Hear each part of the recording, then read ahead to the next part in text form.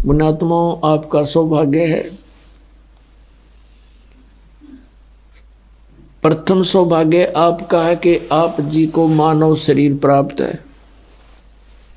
उससे भी अच्छी किस्मत आपकी है, लक है आपका, गुड लक है कि आप जी को वो धन प्राप्त हो गया जिसको खोजते खोजते ऋषियों ने अपने जीवन समाप्त कर दिए। काल ने हाथ नहीं लागण दिया इनके।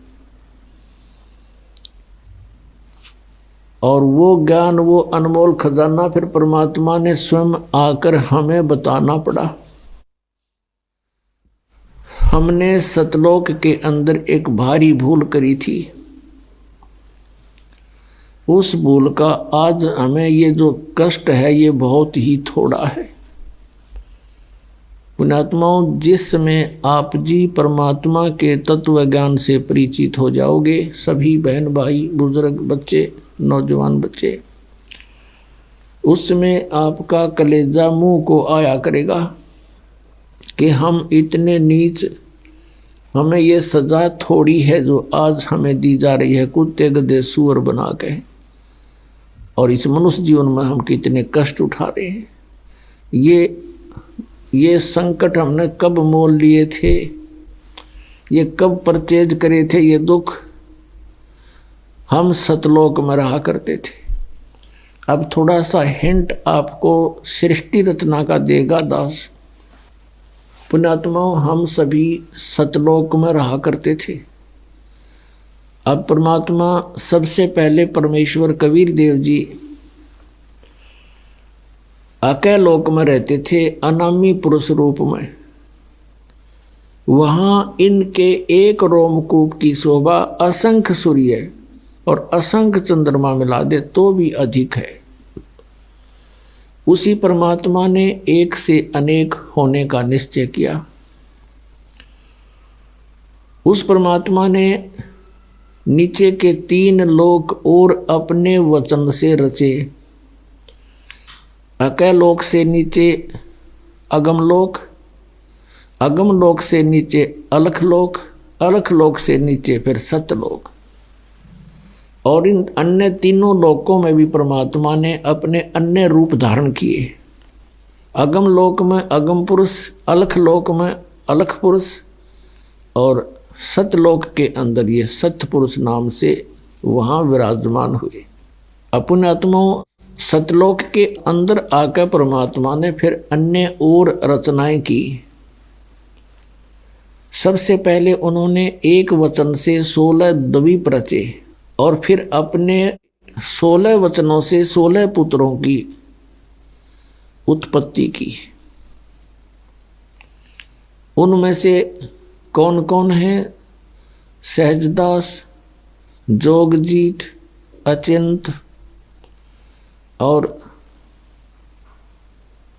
ये इस प्रकार 16 हैं ये परमात्मा के वहाँ सतलोक में प्रथम प्रगट जो पुत्र हैं। इन 16 के 16 को अलग अलग द्वीपों में रहने का आदेश दे दिया। ये वहाँ रहने लगे। फिर अपने पुत्र अचिंत से कहा प्रभु ने, परमेश्वर ने, सत्य पुरुष कबीर देव ने, कि बेटा तू शेष रचना अब तू कर। अब परमात्मा उनको ये दिखाना चाहता था कि जिसका काम उसी को साजे और करे तो मूर्ख बाजे। अचिंत बड़ा तैयार होया कि जी ठीक है, प्रभुता की भूख बनी थोड़ी सी। तो उसी समय उसने अपने वचन शक्ति से एक पुरुष उत्पन्न किया, उसका नाम अक्षर पुरुष रखा। और अक्षर पुरुष से कहा अचिंत ने कि तू मेरा सहयोग दे सृष्टि रचना में। अक्षर पुरुष जाकर के वहां बने मान सरोवर में, एक अलग से मान सरोवर बना हुआ है, वो भी परमात्मा ने अपने वचन से रचा। उस मान सरोवर के अंदर जाकर के स्नान करने लगा, फिर उसके अंदर गोते लगाने लगा, उसमें निंद्रा आ गई, सो गया। काफी समय तक वो बाहर नहीं निकला। तब अचिंत ने परमात्मा से कहा, प्रभु ऐसे ऐसे अक्सर पुरुष निद्रा में सोया पड़ा है, वो बाहर नहीं आ रहा, आगे रचना मैं कैसे करूं? तब परमात्मा ने कहा, पुत्र तुम कर भी कुछ नहीं सकते और ना ही आगे से ट्राई करना। ये एक उनको ट्रेलर दिखाना था कि तुम्हारे बस का यू काम है नहीं, कहीं बीच में टांग अड़ाने लग जाओ तुम। तब परमात्मा ने उस सरोवर से ही एक जल लिया अपने चुल्लू में और उसमें एक अपने मंत्र से वचन से एक अंडा बना दिया इतना बड़ा। उस अंडे को छोड़ दिया उस सरोवर में। वो गड़गड़ गड़गड़ करता हुआ जब नीचे को गया, अक्सर पुरुष की निंद्रा भंग होगी और उसने एकदम कोप हो गया, क्रोध हुआ कि मैं किसने जगा दिया। आप कोई गहरी नींद सो रहा हो और उसको कोई जगा दे तो उसको बहुत क्रोध आता है, थोड़ा गुस्सा सा आता है। वो अलग बात है कि सामने खड़ा व्यक्ति उससे अगर तगड़ा है तो गुस्सा शांत हो जाता है, नहीं तो कुछ धमका भी सकता है। और जो ही उसने थोड़ा सा क्रोध से देखा कि किसने मुझे निंद्रा, किसने भंग कर दी मेरी, उसके वो क्रोध तेज उस अंडे में प्रवेश हो गया। अंडा दो भाग हो गया, उसमें से ये सरपुरुष निकला, सरपुरुष जिसको ज्योति निरंजन भी कहते हैं। आगे चल के ये काल कहाया। तब परमात्मा ने कहा कि तुम दोनों बाहर आओ, सरपुरुष और अक्षर पुरुष। अक्षर पुरुष तो निद्रा में था, तेरे को जगाने के लिए हमने ये सब कुछ करना पड़ा, और बाहर आ जाओ तुम दोनों। वो दोनों बाहर आ गए। उनसे कहा कि जाओ तुम अचिंत के द्वीप में रहो। अब 3 एक द्वीप में रहने लगे, सरपुरुष, अक्षर पुरुष और अचिंत पुरुष। उसके बाद परमात्मा ने अपने वचन से हम सभी आत्माओं को वहां उत्पन्न कर दिया, अपने वचन से, अपने शरीर से, अंदर से निकाल दिया वचन से, और हमें अलग अलग स्थान दे दिया कि तुम रहो यहाँ पर।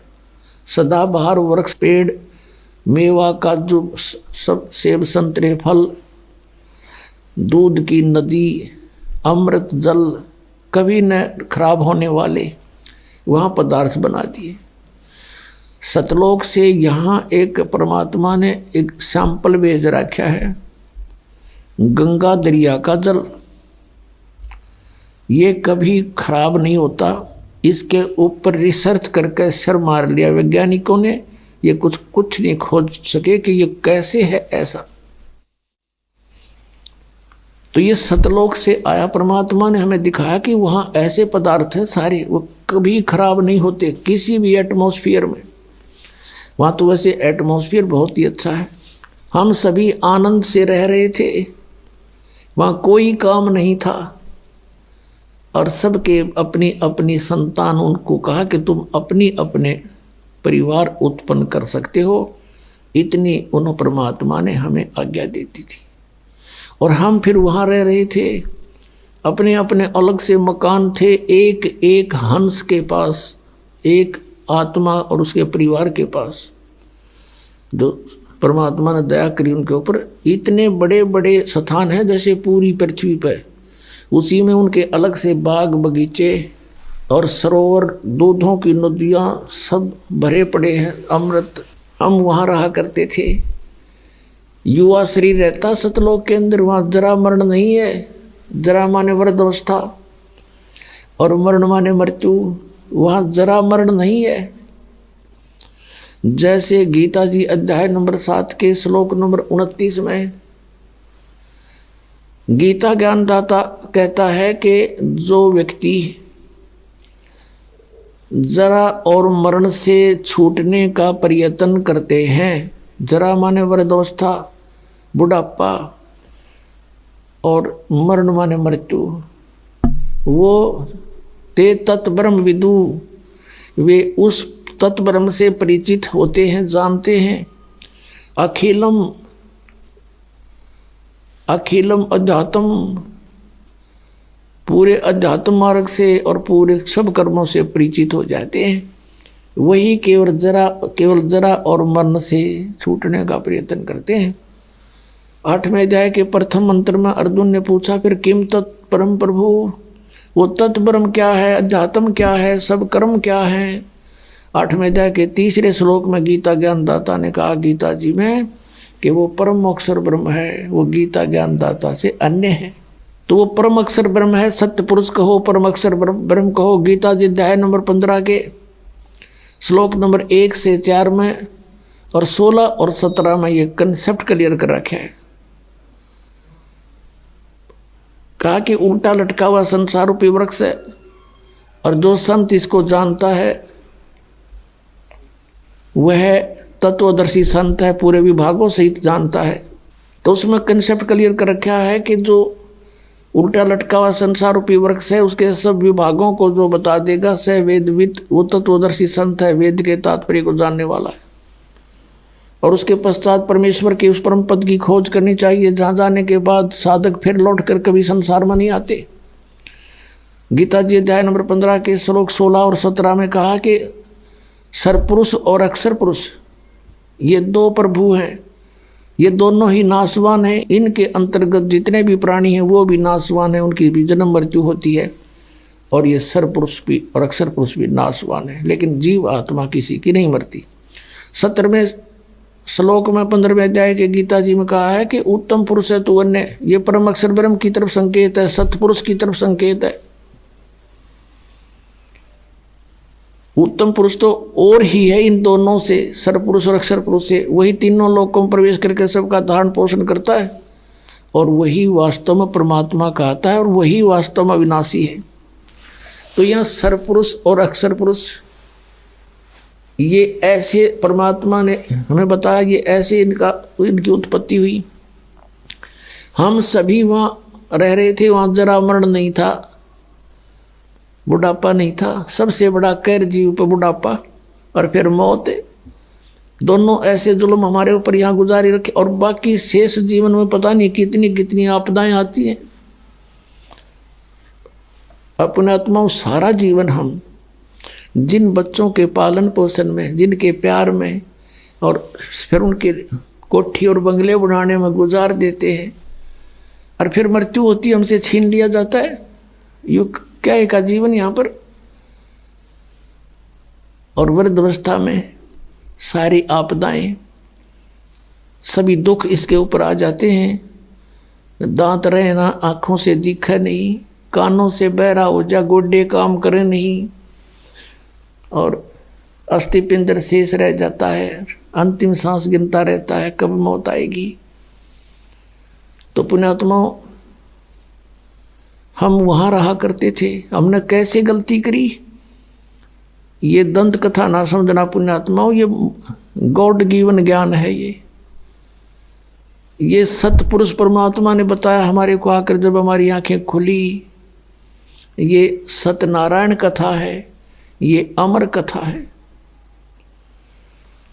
अब कुछ दिनों के बाद क्या हुआ, हम ठाठ से रह रहे थे, कोई दुख नहीं, किसी प्रकार का कष्ट नहीं। हमारा शरीर था मनुष्य सदृश था, और उसमें ये स्नायु यानी नाड़ी का जोड़ जुगाड़ नहीं था, 5 तत्वों से बना पुतला नहीं था, एक नूर से बना हुआ था।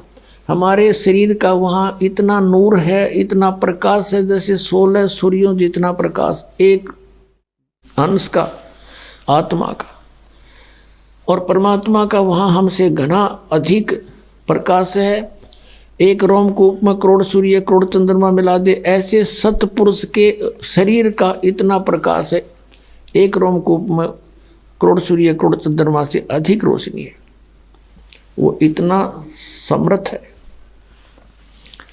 कुछ दिनों के बाद इस ज्योति निरंजन को एक बकवाद सूझी सरपुरुष को। इसने सोचा कि हम 3 एक द्वीप में रह रहे हैं और बाकी सभी को अलग अलग से स्थान दे रखा है।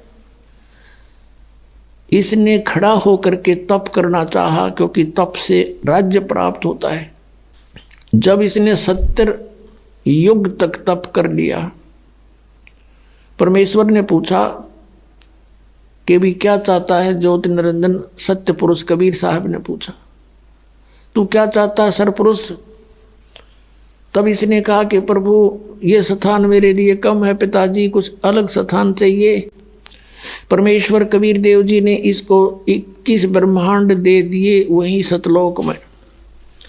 जैसे एक धनी पिता अपने पुत्र को 21 प्लाट बांट दे के लिए, ये तेरे हिस्से के होंगे। ये उन प्लाटों में सर सपट्टे करे, कभी उसने देखा कभी उसने देखा, बड़ा खुश हुआ। फिर इसने सोचा इसमें कुछ कंस्ट्रक्शन भी होनी चाहिए। इसने 70 युग तक फिर तप किया। फिर परमात्मा ने पूछा, बोल भाई क्या मांगता है तू? जो मांगा था तुझे दे दिया। इसने कहा पिताजी कुछ कंस्ट्रक्शन मटेरियल और दे दो, कुछ मैं रचना रचूं वो सामग्री दे दो। तब परमात्मा ने इसको 5 तत्व और 3 गुण दे दिए अगले पुत्र खेल खिलौनों से। इसके पास जब ये सारा कुछ आ गया, इसने वहाँ कुछ अलग से पहाड़ पोड़ बना दिए, झरने झुरने बना दिए। तो उसमें इसने सोचा कंस्ट्रक्शन भी हो जाएगी, लेकिन फिर अकेले का दिल नहीं लगेगा 21 प्लाटों में, मेरे साथ कुछ आत्मा भी हो। इसने ये सोचकर फिर खड़ा हो गया। और जब ये तपस्या कर रहा था, हमने कहाँ मार खाई है पुण्यात्माओं, ये सत्कर मान लेना। ये कोई डूम बाट के गीत नहीं है कि वो किसी की प्रशंसा के लिए गा रखे हों, ये परमात्मा ने आकर बता रखे हैं। जब ये तपस्या कर रहा था, हम जितनी आत्मा इसके 21 ब्रह्मांड में यहाँ कष्ट पा रहे हैं, ये सभी कीड़ी मकोड़ी हाथी, जंगल के प्राणी, जल के प्राणी, वायु के प्राणी, या राजा से लेकर रंग देवता ब्रह्मा विष्णु महेश दुर्गा, ये सभी हम इसकी उस अदा पर आसक्त हो गए। एक पैर पर खड़ा, ओए हो इतने दिन से कभी उस पैर को रख ले उस पर खड़ा हो जाता है, और ऐसे करबद्ध खड़ा है एक टांग पर। हम इस पर आसक्त हो गए, अपने मालिक से अपने पिता से मन हटा लिया और इस पर आसक्त हो गए। और इतने आसक्त हो गए कि परमात्मा ने बार बार कहा कि भी किसी की क्रिया की तरफ ध्यान नहीं देना चाहिए, तुम मस्त रहो बच्चों, मत देखो इसकी क्रिया को। लेकिन हम ऊपर से तो सावधान हो गए और अंदर से वो कसक गई नहीं। अब वो तो अंतर्यामी थे। इसने तीसरी बार जब तप किया, 64 युग कर चुका ये, तब परमात्मा ने पूछा कि भी जो तूने मांगा था वो मैंने दे दिया, अब तू क्यों डरे ढो रहा है, अब क्या चाहता है? तब इसने कहा पिताजी मुझे कुछ आत्मा दे दो, मुझे कुछ हंस दे दो, मेरा दिल नहीं लगता। तब इसने कहा भाई तेरा दिल लाग रहा था, 3 जने बैठे थे, तना आप पे बकवाद भाई, और बात सुन ले और मांग ले, तना कुछ प्लाट मांगने हो को ब्रह्मांड तना और बना के दे दूंगा, पर ये आत्मा नहीं दे सकता, ये मेरे अंश हैं, मेरे अंदर से निकले हैं, मेरे बच्चे हैं। अपने आत्माओं, इन बहन बेटियों को पूछकर देखना, जब जो बच्चा जन्म लेता है, बेटा या बेटी, इनको कितना प्यारा लगता है।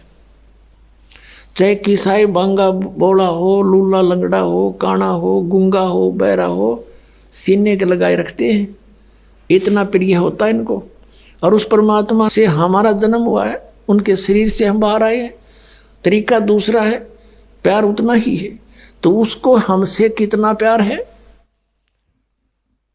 तो उसमें परमेश्वर ने कहा कि देख भाई बात सुन, ये मेरी आत्मा नहीं दे सकता तुझे किसी भी कीमत पे, किसी भी जप से, तप से, किसी क्रिया से, ये तुझे नहीं मिलेंगे, और मांगते न जो मांगना। फिर परमात्मा को मालूम तो था कि हम बिगड़ चुके हैं। दूध जब फट जाता है, सेब जब खराब हो जाता है, तो टोकरी से उठाकर वो बाहर फेंकना ही पड़ता है, ना औरों को भी खराब करे।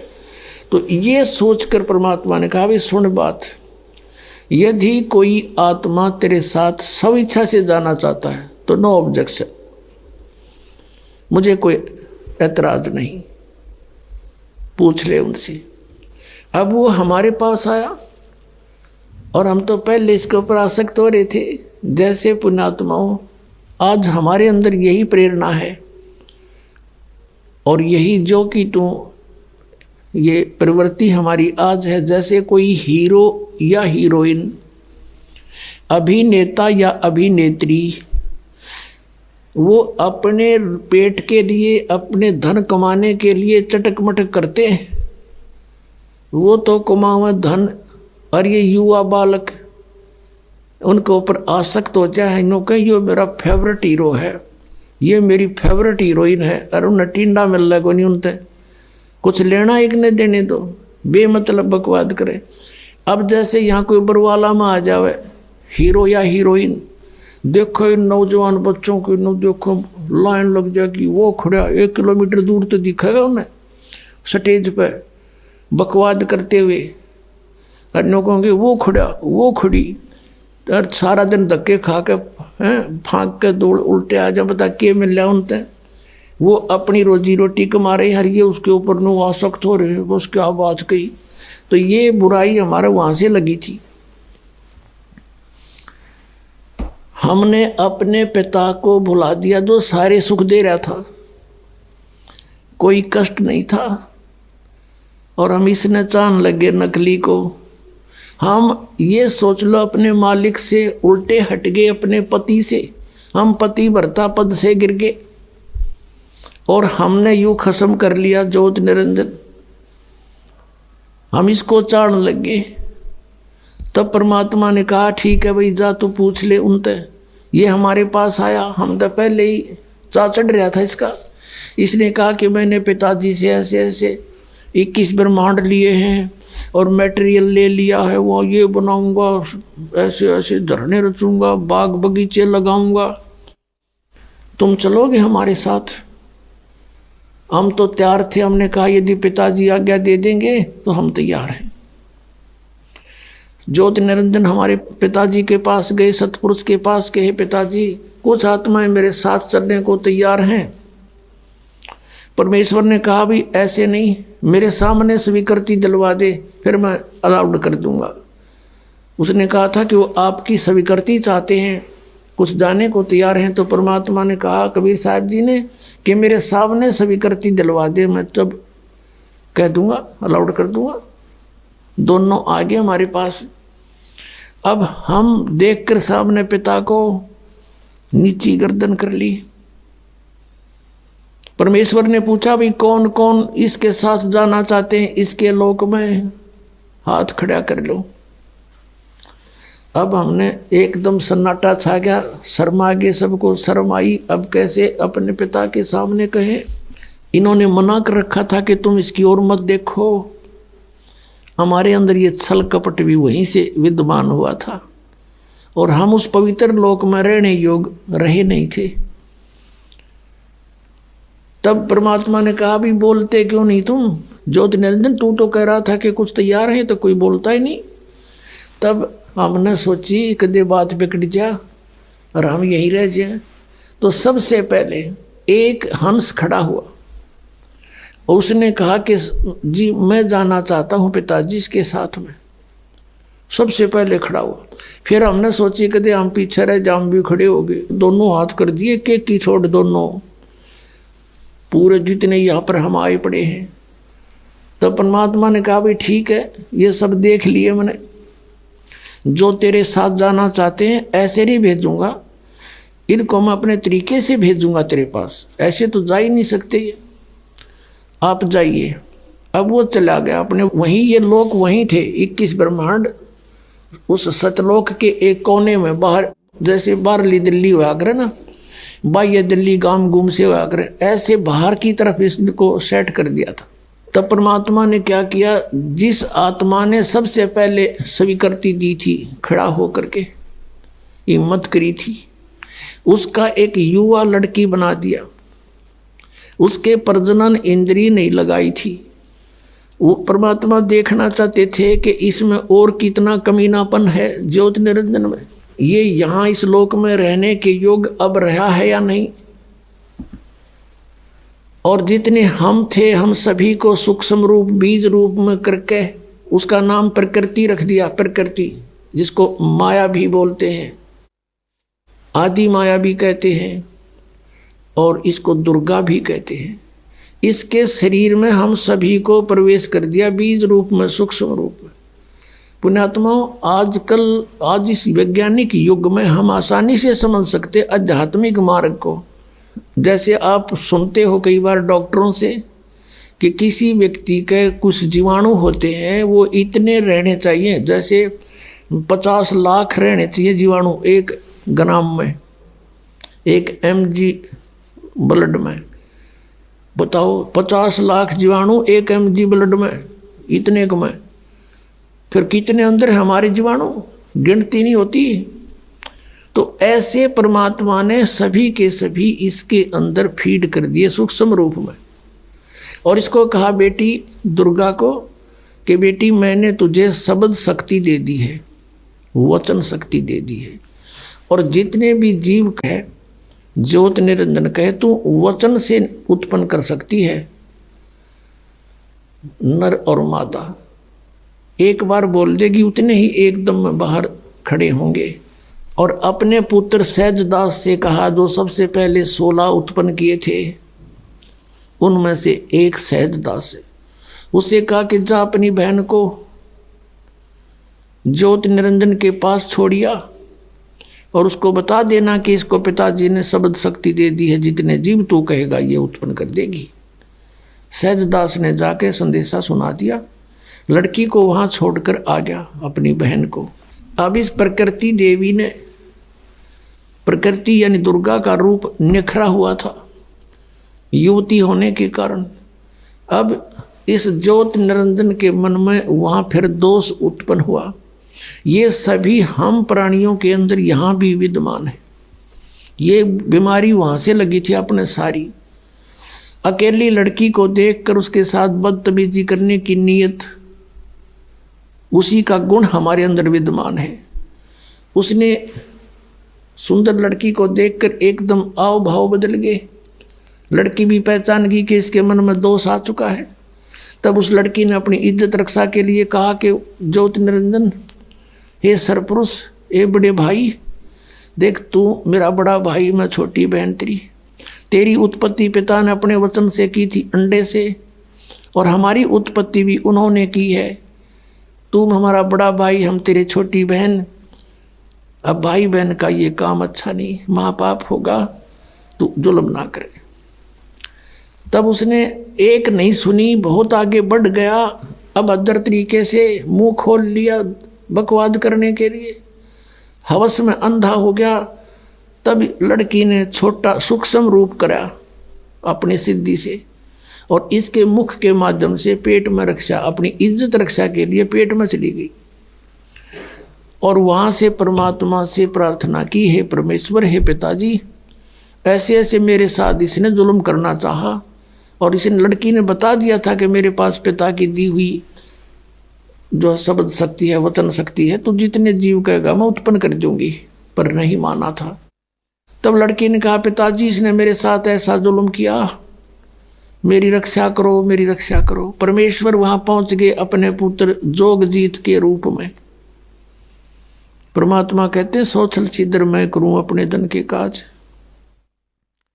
और वहां आकर कहने लगा, अरे ज्योति निरंजन, तू सुन ले आदेश परम पिता का, तूने बहुत जुल्म किया यहाँ पर, अब तू इस लोक में रहने योग्य नहीं है। तूने इस पवित्र लोक में ऐसा जुल्म करने की सोची, लड़की को उसके पेट से निकाल दिया, पेट पाड़ के इसका, और फिर सी दिया उल्टाई। शब्द में बहुत बड़ी शक्ति होती है पुण्यात्माओं। अब तो हम आध्यात्मिक मार्ग में कति -0 हो गए, हमारा अविश्वास हो जाता है इन बातों पर। लड़की बाहर निकाल दी और उसको कह दिया कि ज्योति निरंजन, अब सुन ले आदेश परम पिता का। वो खुद ही बोल रहे थे, परम पिता खड़े ही थे। आज के बाद तेरा नाम काल होगा, 1,00,000 मानुष शरीरधारी प्राणियों का नित आहार करेगा और 1,25,00,000 की उत्पत्ति किया करेगा, और तू निकल जा यहाँ से, इस लोक के में रहने योग्य नहीं है, ले जा तेरे 21 ब्रह्मांड को, यहाँ से चला जा बहुत दूर और निकल जा दुर्गा, तू भी, तुमने इसके साथ रहने का प्रॉमिस किया था और खाओ धक्के तुम, अब देगा तो नहीं, वो टिंडे ले जाओ जिसके ऊपर आसक्त हुए थे। इतना कहा था कि 21 ब्रह्मांड विमान की तरह चल पड़े वहां से। अब इसने अपनी गलती की कुछ एहसास हुआ, जोग जीत रूप में खड़े परमात्मा से कहा कि बड़े भाई मेरी माफ़ी करवा दो, पिताजी से मेरी अर्ज कर दो कि मुझे क्षमा कर दे। जोगजीत ने कहा भाई मेरे को आदेश जितना था तेरे तो बता दिया, अब जाइए यहाँ से। इतना कहकर वो चल पड़ा। आगे आकर सहज दास का द्वीप है, जब इसके 21 ब्रह्मांड आ रहे थे, इसने वहाँ विमान को रोका थोड़ी देर और कहा सहज दास मेरी अर्ज कर दे पिता परमात्मा थे, मेरी क्षमा याचना कर दो, प्रार्थना कर दो। सहज दास कहने लगा भाई डट जाते, रुक जा थोड़ी सी देर। सहज दास वहाँ से गया भगवान, क्योंकि वहाँ बहुत लंबा चौड़ा क्षेत्र है और वहाँ उनके मन अपने अपने विमान अपना शरीर आसानी से कहीं कितनी स्पीड से उड़ा के जा सकता है। पहुँच गए सतलोक के आखिरी छोर में, जहाँ परमात्मा विराजमान है, ध्रुवलोक के तीसरे पृष्ठ पर यानी अंतिम छोर पर, और कहा कि आपका एक दास एक अर्ध लेकर आया है। अकबोल पुत्र क्या बात है? परमात्मा बोले कि आपका एक नौकर वो ज्योत निरंजन आप वहाँ खड़ा है 21 ब्रह्मांड लिए, उसके लिए क्या आदेश है पिताजी? मैं ये आदेश ले आया हूँ। वो कुछ कह रहा कि मुझे माफ़ कर दे। परमात्मा ने कहा कि इसको भेज दे मन कर्म वचन से, ये दुष्ट यहाँ नहीं रहना चाहिए, इसको निकाल यहाँ से भगा दे और जा वापस। इतना कहते तुरंत वापस आ गया सहजदास और कहा भाई मैंने तो अर्ज करी थी, पर तू जा बड़भागी, यहाँ से निकल, मन नहीं पटवा होगा, तू भाग जा से। तो वहाँ से 21 ब्रह्मांड लेकर 16 शंख कोश की दूरी पर ये आ गया। वहाँ ये ब्रह्मांड रुक गए और फिर अपने आप मालिक के विधान से वो घूमने लगे, वहाँ चक्कर काट रहे। अब इस ज्योत निरंजन ने कहा दुर्गा से, प्रकृति से, कि अब मेरे साथ जो होना था हो लिया, अब मैं किसी की नहीं मानूं, अपनी मन मर्जी करूँगा। फिर उसने वही ट्राई की बकवाद करने की। दुर्गा ने फिर प्रार्थना की, भाई बात सुन ले, पहले तो मेरा बड़ा भाई, मैं छोटी बहन तेरी, और फिर मैं तेरे पेट से बाहर आई, तेरी बेटी होगी, कुछ तो लज्जा रख नालायक, कुछ तो सोच ले। पर इसने एक नहीं मानी, नख रेखा से भग कर लिया, नाखनों से इसके अंदर स्त्री इंद्री लगाई और इससे विवाह किया। 3 पुत्रों की उत्पत्ति की, रजगुण ब्रह्मा, सतगुण विष्णु, तमगुण शिव जी की। अपने आत्माओं, एक बार ये दास किसी कामवश एक तहसील ऑफिस में गया हुआ था। वहाँ रजिस्ट्रियाँ होती हैं और वहाँ एक नंबरदार था। नंबरदार होते हैं वहाँ गवाही देने लिए बैठे रहते हैं, 10-20 रुपये लिया करते थे, वो कहीं दस्तखत करने होते। वह बैठे बातें कर रहे, आप पे कोई बात चल गई, वैसे ऐसे एक गोत्र की लड़की से उसी गोत्र के लड़के ने विवाह कर लिया, या कोई उनकी माँ का गोद में लाया था कि कर गया था। उसके ऊपर पंचायत पंचूत होने लग रही थी, पेपरा मारी थी, उस पर डिस्कस हो रहा था। वो एक बूढ़ा नंबरदार ने बोला, भाई पहले तो देखो बात सुनो, मैं अपनी बताता हूँ कि मेरे 3 ब्याह हो लिए। पहला ब्याह हुआ, कोई बालक नहीं हुआ, उसकी मृत्यु होगी। दूसरा ब्याह हुआ, एक पुत्री होते उसकी मृत्यु होगी। अब तीसरा ब्याह है मेरा, और तीनों बार में पंडित ने फेरे करवाए। तो सबसे पहले हमको बाण भाई बनाया कि काश्यप गोत्रा काश्यप गोत्री, यहाँ से शुरू करें ये मंत्र बोलना। तो परमात्मा ने कहा गरीबदास जी ने कि काश्यप गोत्रा काश्यप गोत्री पंडित शाखा लाया, और कोई तत्वेता ज्ञानी जाने बाण ब्याह घर लाया। अब ये है वो काश्यप गोत्र और काश्यप गोत्री जो बाण ने ब्याह के ला रहा युग काल। और उससे हमारी उत्पत्ति हुई है।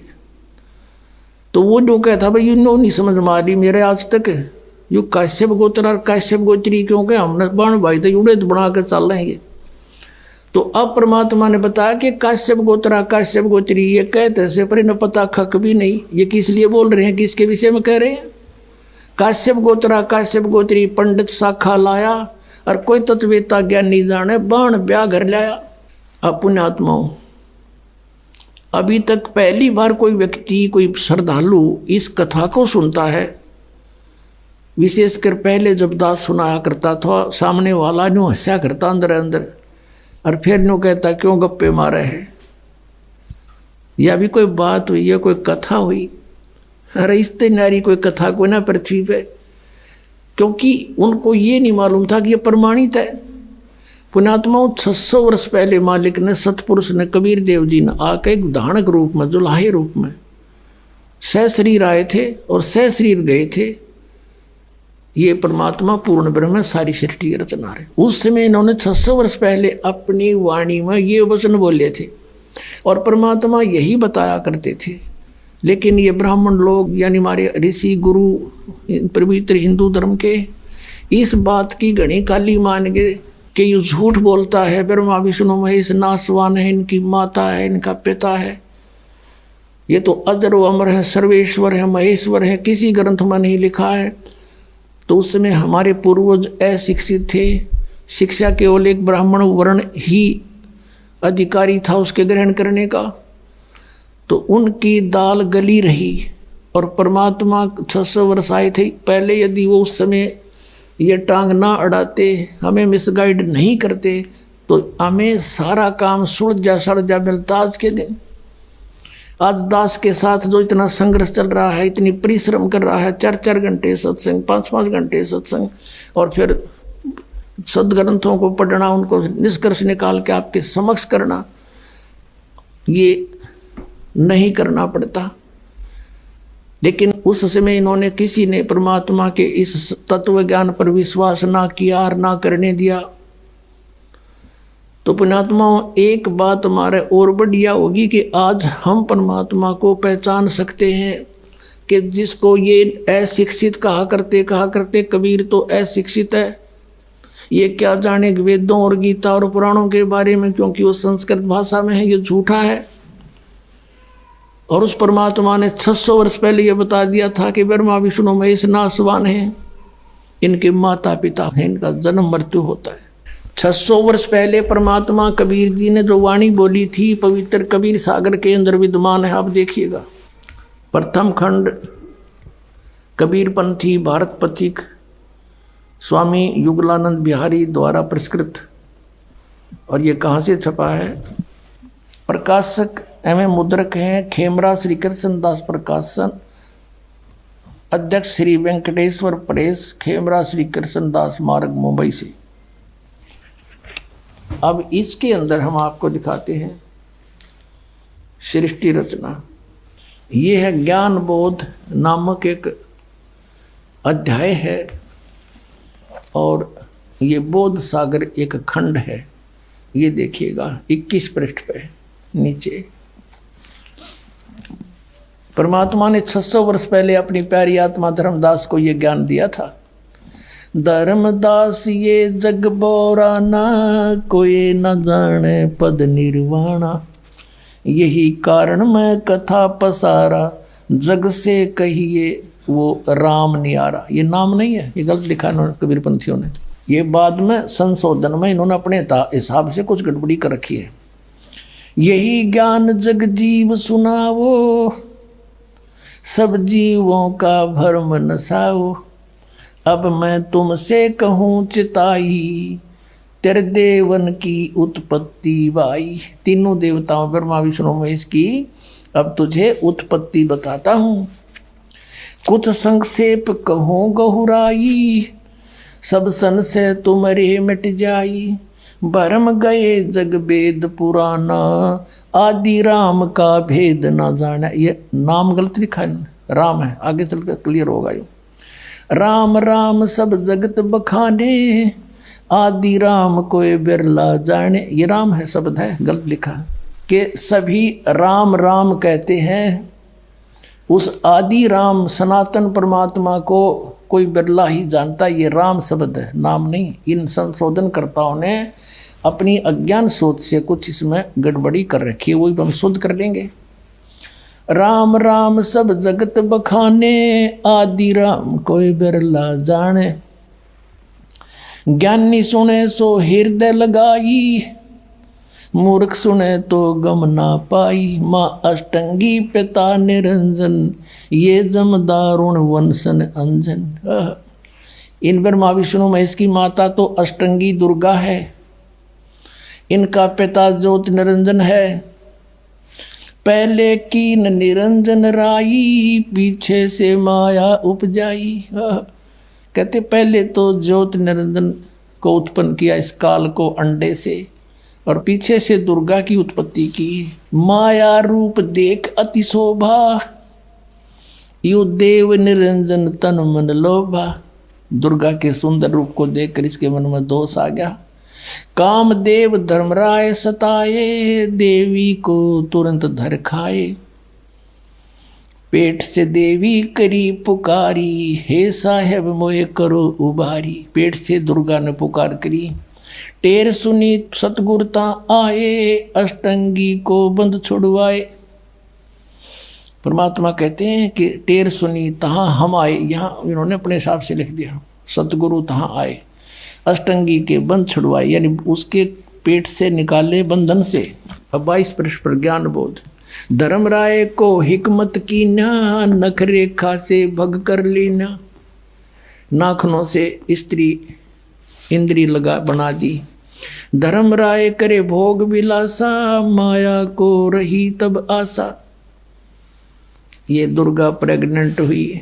3 पुत्र अष्टंगी जाए, ब्रह्मा विष्णु शिव नाम धराए। 3 देव विस्तार चलावे, इनमें यो जग धोखा खावे। पुरुष गम कैसे के पावे, काल निरंजन जग भरमावे। 3 लोक अपने सुत दीना, सुन निरंजन बासालीना।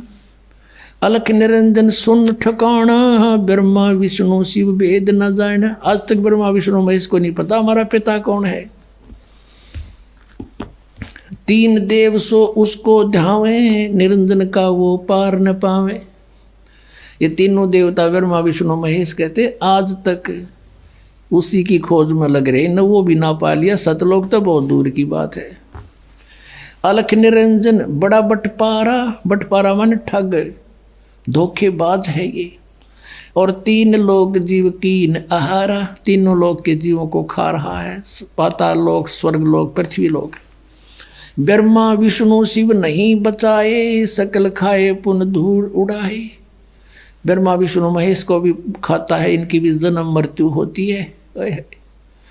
तिनके सुत हैं तीनों देवा, अंदर जीव करते हैं सेवा।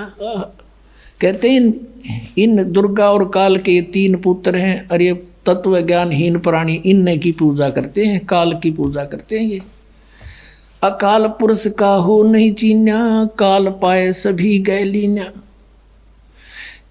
3 देव और असुर अवतारा, ताको बजे सकल संसारा। 3 देवताओं को, और फिर जैसे राम के साथ रावण की भी गिरले महिमा गाँव हैं, कहते हैं असुरों को भी गिरले बजे ये। और 3 गुणों का ये विस्तारा, धर्मदास मैं कहूँ पुकारा। तीनों गुण, रजगुण ब्रह्मा, सतगुण विष्णु, तम गुण शिव जी। गुण तीनों की भक्ति में ये भूल पड़ो संसार, कहे कबीर निज नाम बिन कैसे उतरो पार। 3 देव की करते भक्ति, उनकी कदे ना होए मुक्ति। अपने आत्माओं, परमात्मा ने 600 वर्ष पहले आकर यह अपने द्वारा रची हुई सृष्टि एज इट इज बता दी थी। और ये हमारे सदग्रंथों में भी, क्योंकि परमात्मा कबीर जी ने सतयुग में सबसे प्रथम आते हैं। सतयुग में उस सतयुग के अंदर आके ब्रह्मा को मिले, ब्रह्मा जी से भी ज्ञान सुनाया। ब्रह्मा जी ने बहुत अच्छी तरह ज्ञान को समझा, प्रथम मंत्र भी ग्रहण किया, उनको केवल एक मंत्र दिया, ओम मंत्र, क्योंकि वेद पढ़ा करता दूसरा सुना नहीं। और फिर ने सोचा था परमात्मा ने, ये थोड़ी बहुत मेरी बात को सुहावेंगे तो फिर सतनाम दूंगा इनको, और फिर ये ले चलूंगा सबको उल्टा। और फिर ये शिव जी के पास गए, शिव को परमात्मा ने मंत्र दिया, उसको ज्ञान सुना उन्होंने। फिर विष्णु जी के पास गए, वहाँ भी उन्होंने ज्ञान सुनाया, वो भी अच्छी आत्मा थी सभी, और सुना अच्छी तरह कि कोई महापुरुष है। फिर उसके बाद परमात्मा ने सोचा फिर कभी जाऊंगा, अगर इनकी रुचि होगी तो सही नाम दूंगा भी, तो उनको दूसरे मंत्र देकर आया परमात्मा। पीछे से काल निरंजन ने सोचा कि तेरे पुत्र गए, ये चले गए तो सारे जीव वापस हो जाएंगे, तभी उन्हें अंदर से प्रेरणा कर दी है, सारे मोट दबा दिया कि ये झूठा है, कपटी है, इसके पास कोई ज्ञान नहीं है, वेद सत्य है, तुम इन्हीं को मानो, मत मानो उसकी।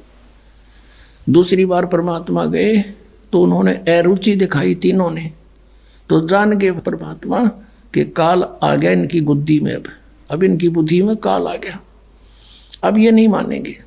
अब वो परमात्मा से सुना हुआ ज्ञान और कुछ अपना अनुभव ब्रह्मा जी ने फिर अन्य को सुनाना शुरू किया। अब वो पुराणों में विद्यमान है, आपको दिखाते हैं। अब केवल यदि हम कबीर सागर से ही आपको संतुष्ट करते तो कोई नहीं मानता, नो के छोड़ इन बातों में, ये तो वैसे तुक्के मारे। और अब पुराणों में विद्यमान है सारा ज्ञान। अब बुद्धिमान हिंदू समाज के बच्चे सारे शिक्षित हो गए, अब इनको यो स्वीकार करना पड़ा। अब सचमुच जो पुराणों में लिखा, और 600 वर्ष पहले भगवान बता गए, वो जो का तो आज पुराणों में लिखा, जिसको ये अशिक्षित कहते थे। और परमात्मा वैसे तो वो तो अंतर्यामी है, सब भाषाओं को जानते हैं, जानबूझकर मालिक अक्सर ज्ञानहीन रहे कि कोई नू ना सोचा कबीर जी ने ये पढ़ ली होंगी, कुरान पुराण वेद पुराण पढ़ लिए होंगे। और अब इससे हम भगवान पहचान सकते हैं कि परमात्मा जिसको अज्ञानी कहते वो महाज्ञानी, सब वेदों और गीता और पुराणों को जानकार थे, वो तो परमात्मा थे। और ये संस्कृत के ज्ञाता महामंडलेश्वर विद्वान को वहाँ थे, इन्हें कख भी ना पता हमारे सिलेबस का, हमारे सदग्रंथों का पता नहीं। अब आपको दिखाते हैं, सबसे पहले देवी भागवत दिखाते हैं। अब देखिएगा श्रीमद् देवी भागवत यानी देवी पुराण, गीता प्रेस गोरखपुर से प्रकाशित है। ये संपादक है हनुमान प्रसाद पोदार, चिमनलाल गोस्वामी। ये कहाँ से छपे हैं? प्रकाशक एवं मुद्रक है गीता प्रेस गोरखपुर, गोविंद भवन कार्यालय कोलकाता का संस्थान, ये यहाँ से छपा है। 123 पृष्ठ पे ये तीसरा स्कंद। यहाँ पर भगवान विष्णु अपनी माता दुर्गा की महिमा स्तुति कर रहे हैं। तुम शुद्ध स्वरूपा हो, यह सारा संसार तुम्ही से उद्भासित हो रहा है। मैं ब्रह्मा और शंकर हम सभी तुम्हारी कृपा से विद्यमान हैं। हमारा आविर्भाव जन्म, आविर्भाव माने जन्म, तिरोभाव माने मृत्यु हुआ करता है। केवल तुम ही नित्य हो, जगत जननी हो, प्रकृति और सनातनी देवी हो। प्रकृति दुर्गा को कहते हैं, ये स्पष्ट लिखा है।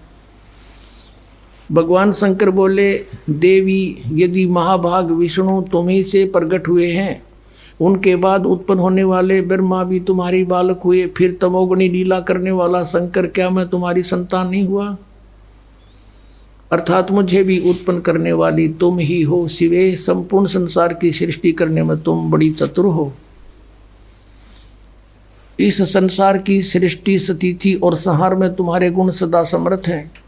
उन्हीं तीनों गुणों से उत्पन्न हम ब्रह्मा, विष्णु एवं शंकर नियमानुसार कार्य में तत्पर रहते हैं। अब आप जी ने ये पवित्र श्री देवी भागवत देखा। श्रीमद् देवी भागवत यानी देवी पुराण में 5 कंसेप्ट क्लियर हो गए। ब्रह्मा विष्णु महेश की जन्म मृत्यु होती है, ये अविनाशी नहीं है। इनकी माता दुर्गा है, दुर्गा को प्रकृति भी कहते हैं। 3 तो ये हो गए। चौथा ये है कि रजगुण ब्रह्मा, सतगुण विष्णु, तमगुण शिव जी हैं।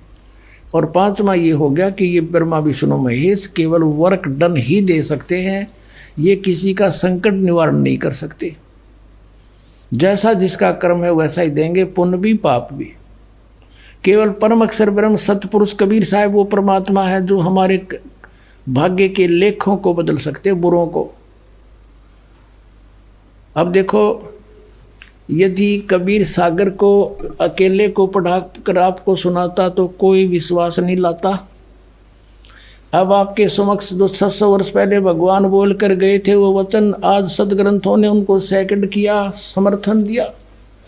तो इससे पुण्यात्माओं बहुत आसान हो गया आपको भगवान को पहचानना, जिसको ये अशिक्षित अज्ञानी कहा करते थे। और इस संस्कृत भाषा के जानने वालों को हमारे पूर्वज बड़े विद्वान महापुरुष महर्षि बड़े पहुंचे हुए मानते थे। न कख नहीं पता था, सदग्रंथों को भी नहीं परिचित थे। ये आज तक हमें नहीं बता सके ऋषि महर्षि ब्रह्मा विष्णु महेश नाशवान है या अविनाशी है। इनके माता पिता भी हैं और सदग्रंथों में लिखे, इनकी जीवनी में लिखे, तो ये कख नहीं जाने थे, लोक वेद सुनाया करते थे। अब दिखाता हूं आपको, अब देखिएगा श्री शिव पुराण में गीता प्रेस गोरखपुर से प्रकाशित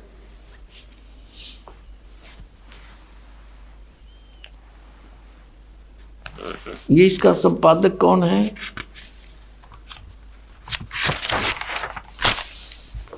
हनुमान प्रसाद पोदार, ये है इसका संपादक। और ये कहाँ से छपा है? प्रकाशक एवं मुद्रक हैं गीता प्रेस गोरखपुर, गोविंद भवन कार्यालय कोलकाता का संस्थान। ये इनके फैक्स और फोन नंबर हैं। अब इसके 98वें पृष्ठ से हम आपको सुनाएंगे, थोड़े से ही लेख में कंसेप्ट क्लियर हो जाएगा। ये रुद्र संहिता और ये 5वां अध्याय यहाँ अंत होता है। इसके लास्ट से लेंगे, इससे लिंक बन जाता है। अपने पुत्र नारद की यह बात सुनकर लोक पिता ब्रह्मा वहाँ इस प्रकार बोले। ब्रह्मा जी ने कहा, ब्रह्मन, ये 6वां अध्याय है रुद्र संहिता का शिव पुराण में, तुम सदा समस्त जगत के उपकार में ही लगे रहते हो। तुमने लोगों के हित की कामना से बहुत उत्तम बात पूछी है। जिस समय समस्त चराचर जगत नष्ट हो गया था, सर्वत्र केवल अंधकार ही अंधकार था, उस समय तत्सद्ब्रह्म, इस श्रुति में जो सत सुना जाता है एकमात्र वही शेष था। अब 100 पृष्ठ पर आ गया, 99 पर 98 पर पढ़ दिया संक्षिप्त शिव पुराण। जिस परब्रह्म के विषय में ज्ञान और अज्ञान से पूर्ण उक्तियों द्वारा इस प्रकार विकल्प किए जाते हैं, उसने कुछ काल के बाद द्वितीय की इच्छा प्रकट की। उसके भीतर एक से अनेक होने का संकल्प उदित हुआ।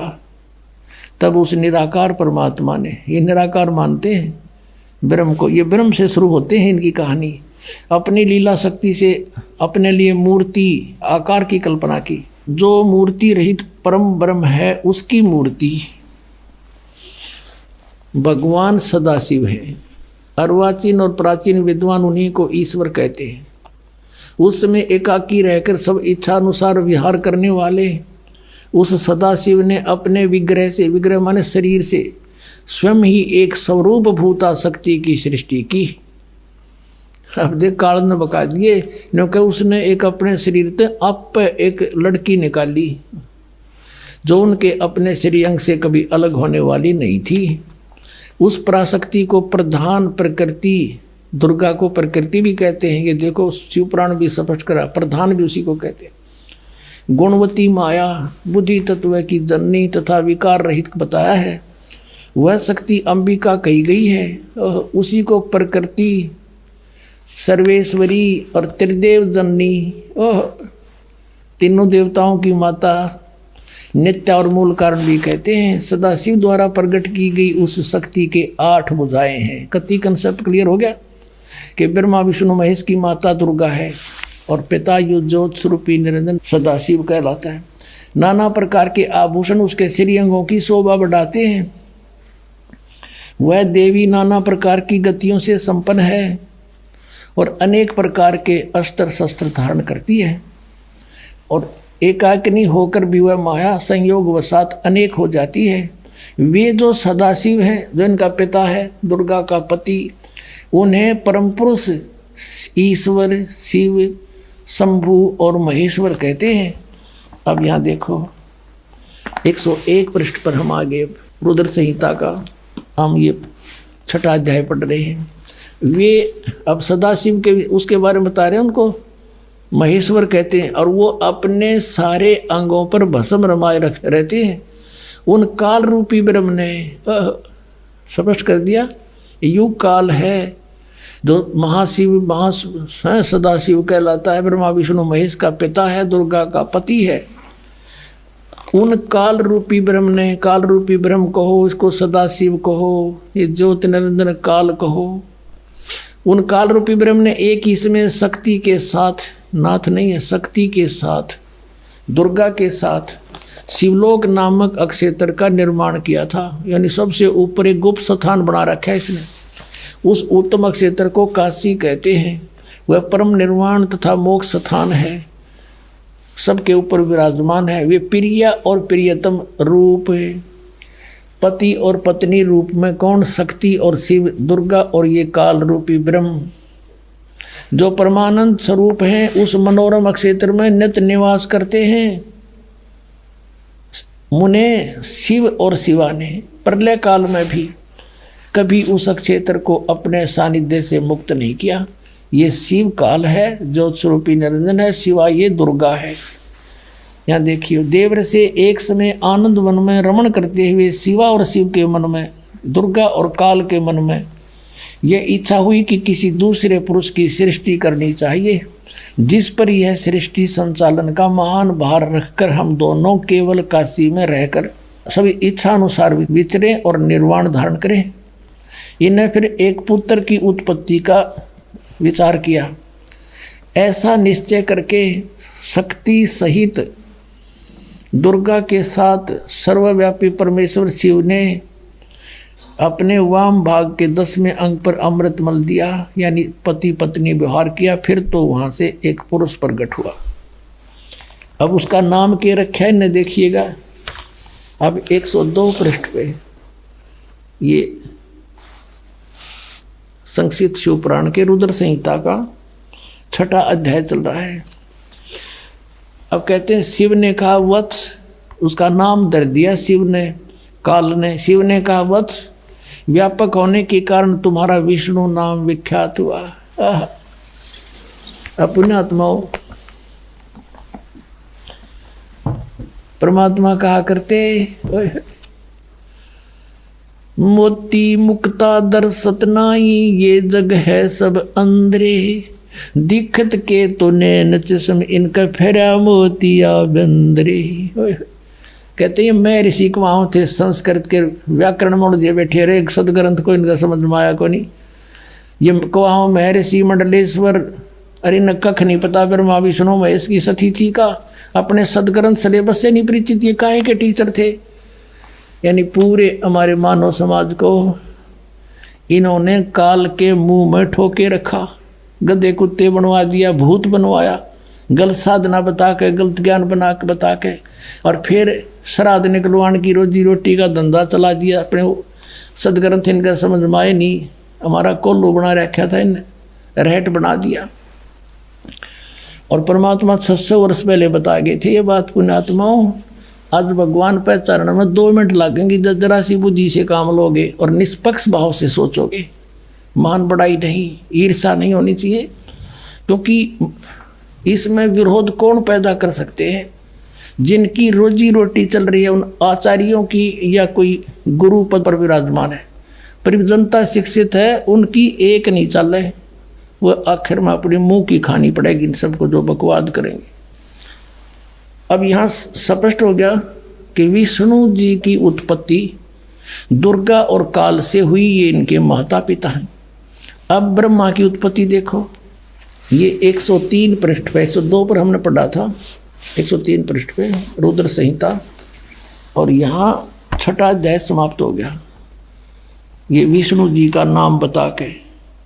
और अब हम यहाँ आगे 7वां अध्याय, ब्रह्मा जी बता रहे हैं आगे। ब्रह्मा जी कहते हैं देवर से नारद को बता रहे हैं, तत्पश्चात कल्याणकारी परमेश्वर शांत सदाशिव ने, काल ने दुर्गा के साथ जैसे विष्णु उत्पन्न किया, पूर्ववत पर प्रयत्न करके मुझे अपने दाहिने अंग से उत्पन्न कर दिया। अपने आत्माओं, यहाँ ये अनुवाद करता शर्मा गया। शिव जी का पुजारी होगा कि शिव जी की उत्पत्ति कैसे दिखाऊं, यहाँ तक कर गया गोलमोल। और दिखाएंगे आपको, कहते चोर चुरावे तू बड़ी, वो गड्ढे पानी में, वो गड्ढे हुआ ऊपर आवे ना, सच्चाई छनी ना। अब देखो यही रुद्र संहिता हम पढ़ रहे हैं। और ये संक्षिप्त शिवपुराण 110 पृष्ठ पे यहाँ लिखा है कि इस प्रकार ब्रह्मा, विष्णु तथा रुद्र, इन 3 देवताओं में गुण हैं, परंतु शिव गुणातीत माने गए हैं। अब ब्रह्मा, विष्णु, रुद्र, यू शंकर, ये तो हो गए 3। और इन तो चौथा यू, इन मत गुण है रजगुण ब्रह्मा, सतगुण विष्णु, तम गुण शिव शंकर। और यो शिव कहते गुणातीत माने गए। अब गए ना 4 हो गए बड़े यहाँ पर। और अच्छा कंसेप्ट क्लियर होगा, दिखाते हैं आपको। इसी शिवपुराण के 24-25 पृष्ठ पर आपको दिखाते हैं। एक समय ब्रह्मा जी और विष्णु जी का इस बात पर युद्ध हो गया। ब्रह्मा जी को भ्रम था कि मैं सृष्टि उत्पत्ति करता हूँ, विष्णु जी को भ्रम था कि मेरे नाभि कमल से ब्रह्मा की उत्पत्ति हुई है, जो मेरा पुत्र है। इससे बात पर कहा सुनी युद्ध हो गया कि तू मेरा बेटा, उन्होंने कहा मैं तेरा बेटा। उस समय इस काल भगवान इनके पिता ने इनके बीच में एक शिवलिंग खड़ा कर दिया, तेजों में स्वतंभ। तो ये युद्ध छोड़ के उसके और छोड़ जानने लगे। फिर इनको वो खुद आ गया, शिव रूप में प्रकट हो गया। इसने प्रतिज्ञा कर रखी है कि मैं अपने वास्तविक रूप में कभी किसी को दर्शन नहीं दूंगा। किसी को अपने पुत्र शिव के रूप में, किसी को ब्रह्मा के रूप में, किसी को विष्णु के रूप में दर्शन दे जाता है। और वो साधक ये सोचते हैं कि ये हमारे साथ रहते हैं, ये देवता यही सर्वशक्तिमान है, साधना करते यही प्रकट होते हैं। और होता था उनकी साधना से वो काल, और वो प्रकट, वो अपना वास्तविकता बताता नहीं। 7वें अध्याय के गीता जी के 24 और 25 में कहा है कि मैं अपनी योग माया से छुपा रहता हूँ, ये मेरा अटल घटिया अनुत्तम विधान है, मैं कभी किसी के समक्ष नहीं आता। इसने प्रतिज्ञा कर रखी है, परमात्मा ने बता रखी है आपको, कबीर सागर में लिखा सारा कुछ, और वही इनमें प्रमाण है। अब उसमें यू आ गया इनके बीच में और कहा, और के ज्ञान दिया उनको। देखिए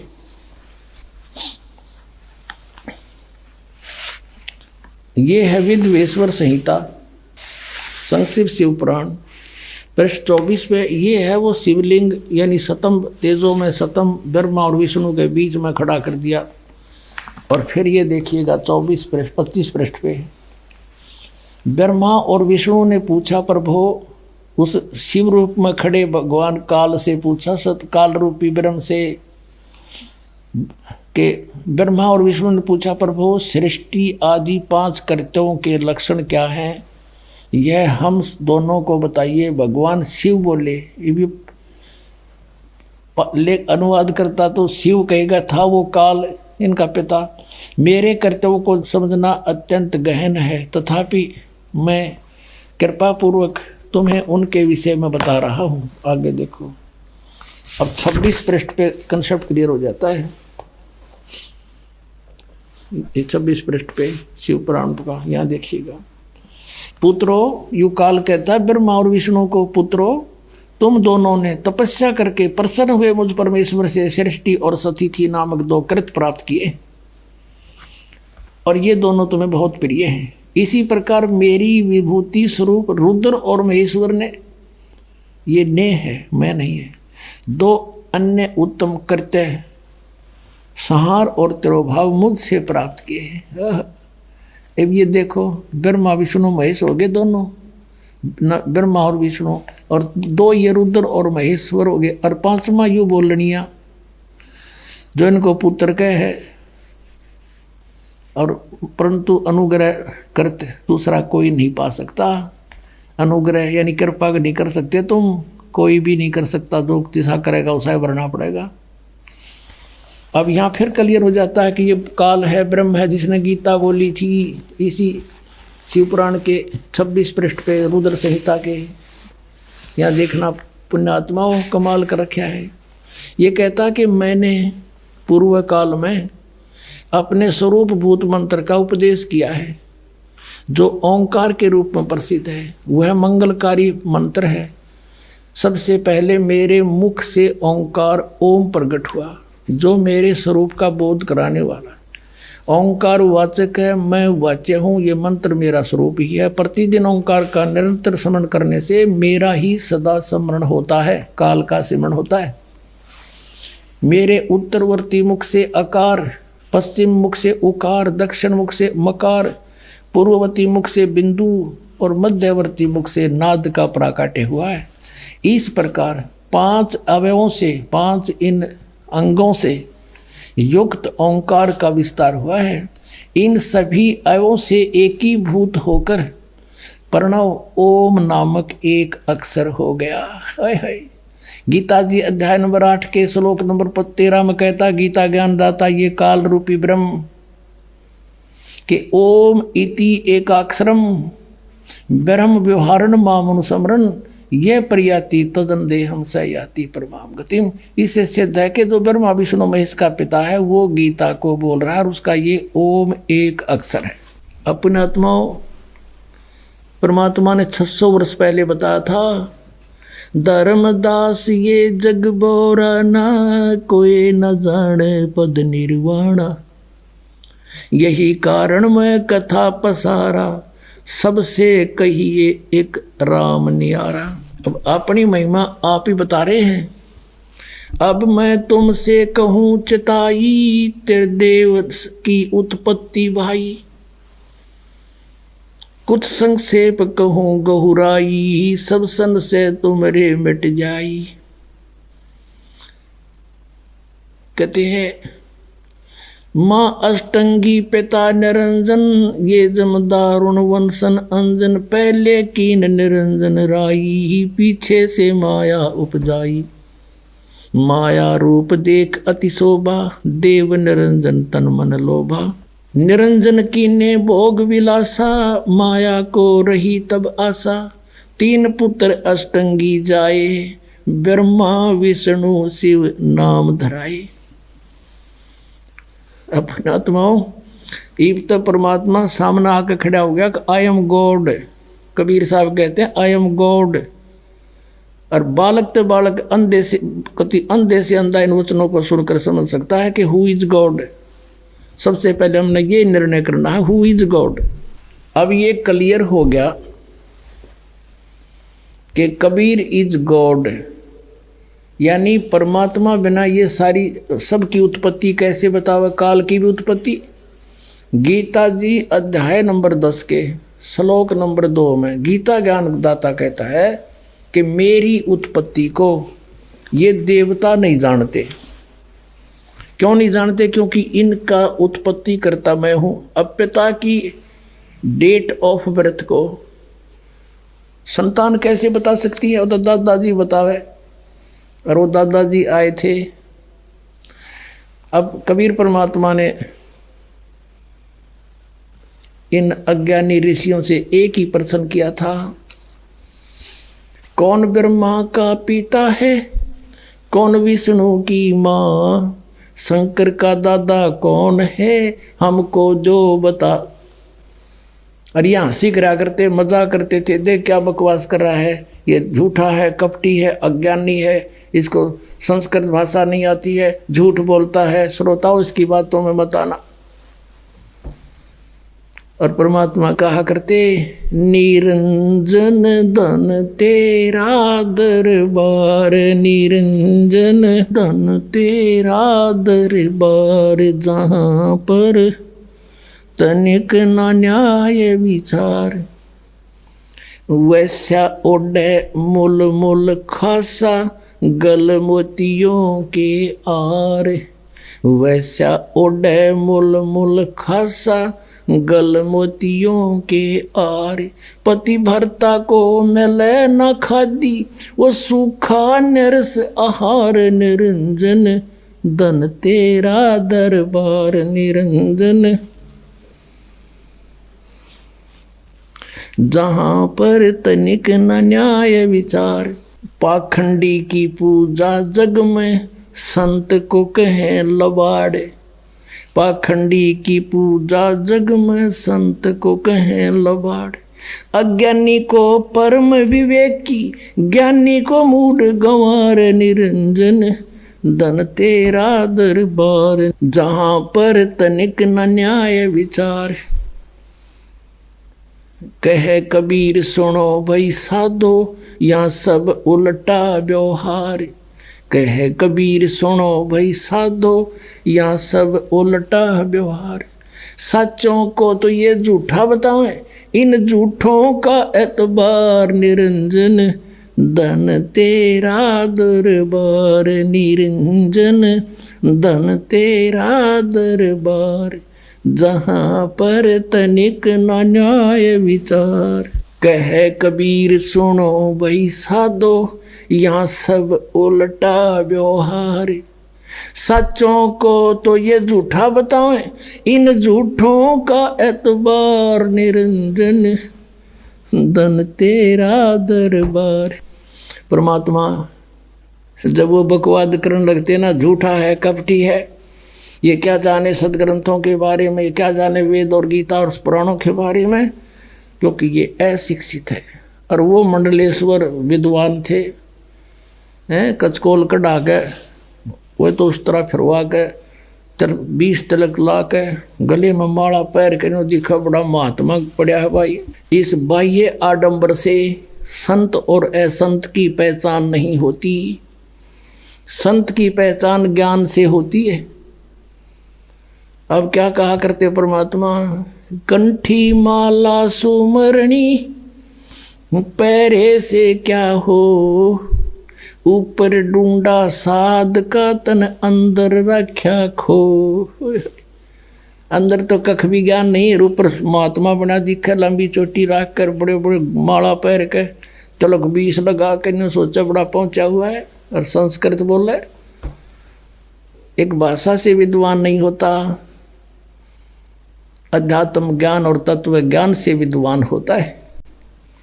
अब आपको दिखाते हैं कि गीता ज्ञानदाता कहता है कि मेरी उत्पत्ति को, ये काल है जो निरंजन ब्रह्म श्री कृष्ण जी में बोल रहा है, ये देवता नहीं जानते क्योंकि मुझसे उत्पन्न हुए। देखिएगा श्रीमद् भगवत गीता, ये जय दयाल गोविंद का इसके अनुवादक है। अध्याय नंबर 10 का श्लोक नंबर 2 दिखाते हैं आपको, ये देखिएगा। अध्याय नंबर 10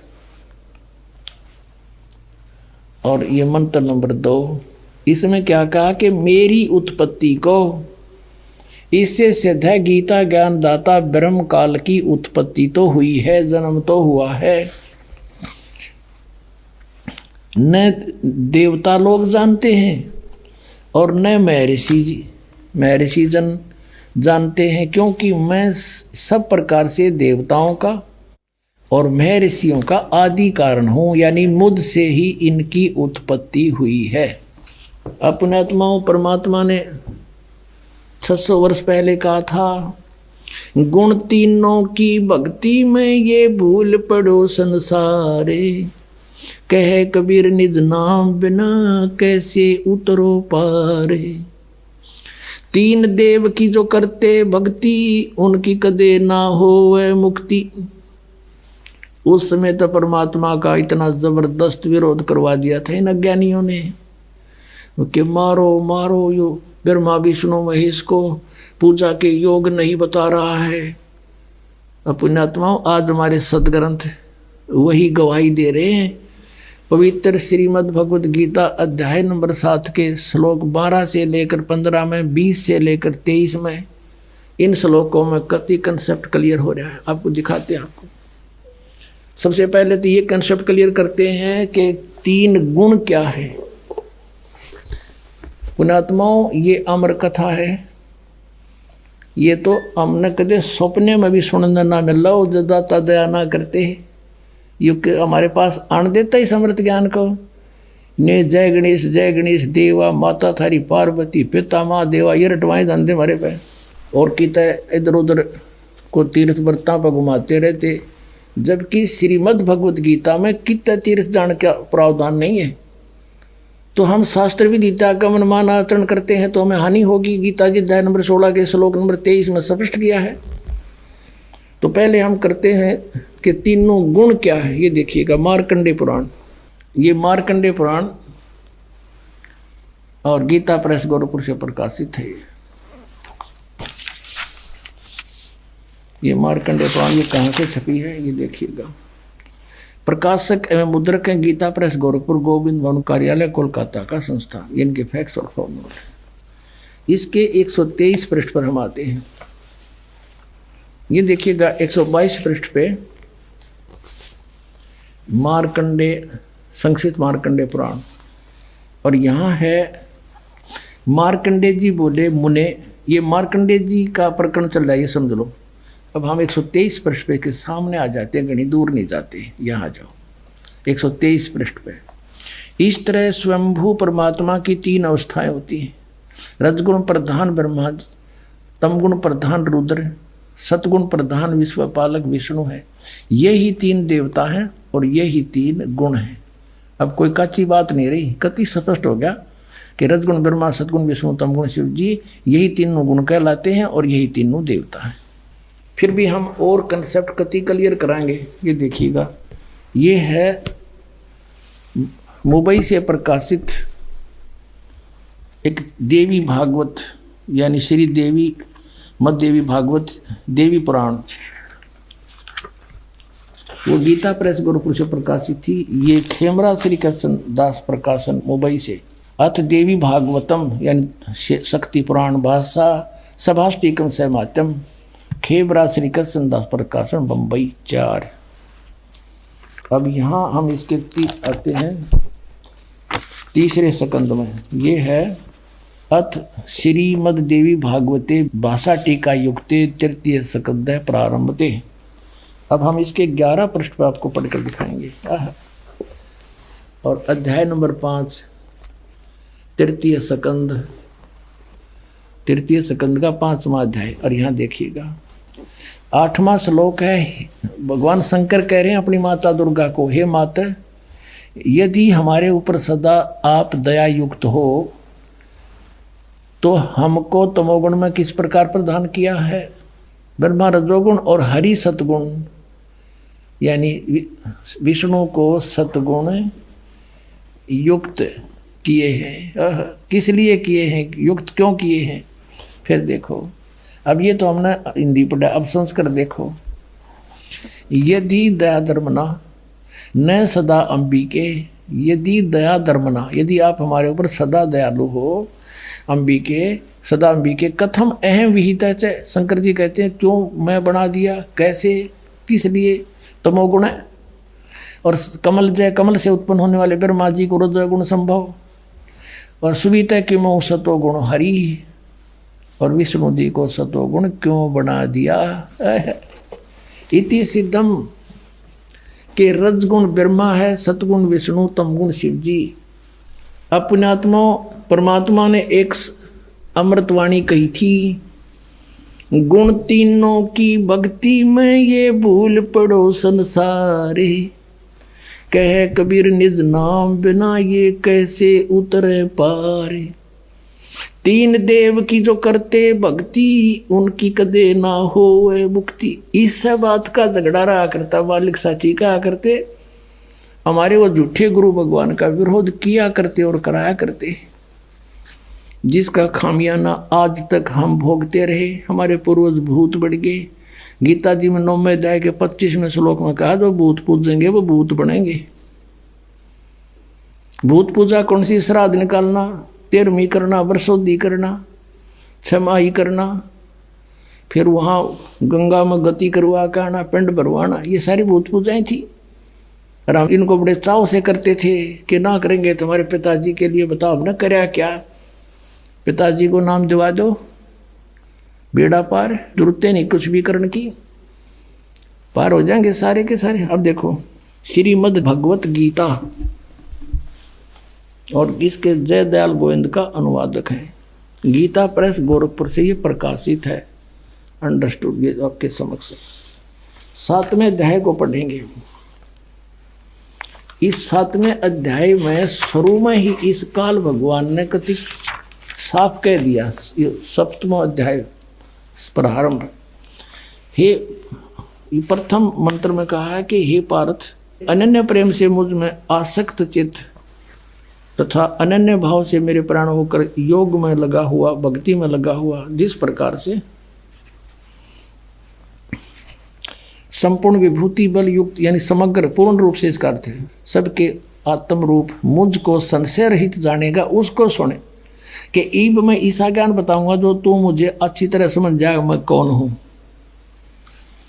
और फिर दूसरे मंत्र में कहा है 7वें अध्याय के दूसरे श्लोक में कि मैं तेरे लिए इस विज्ञान सहित तत्व ज्ञान को, इस ज्ञान को पूर्णतः कहूँगा, और जिसको जानकर संसार में फिर कुछ भी जानने योग्य शेष नहीं रह जाता। कमाल कर दिया कति।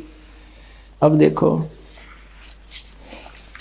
अब हम इसी के 12वें श्लोक से शुरू करेंगे, 7वें अध्याय के 12वें श्लोक से। अब यहाँ कहता है ये गीता ज्ञानदाता और भी जो सतगुण से उत्पन्न होने वाले भाव हैं, सतगुण से सतीथि, रजगुण से उत्पत्ति, तमोगुण से सहार, तो सतगुण से होने वाले भाव हैं और जो रजोगुण तथा तमोगुण से होने वाले भाव हैं, उन सब को तो मुझसे ही होने वाले हैं ऐसा जान, परंतु वास्तव में उनमें ये मैं और वे मुझ में नहीं है।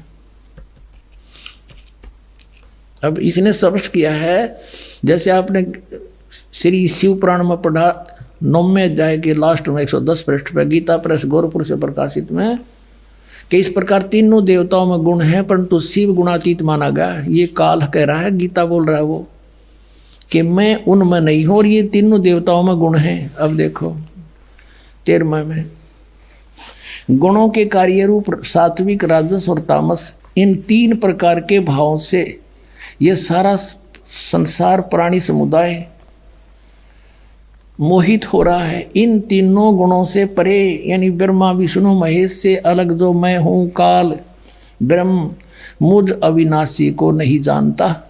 इन तीनों देवताओं तो ऊपर मुझे नहीं जानते, ये इन्हीं की पूजा करते रहते हैं। अब 14वें श्लोक में 7वें अध्याय के इसमें क्या कहा है, क्योंकि यह अलौकिक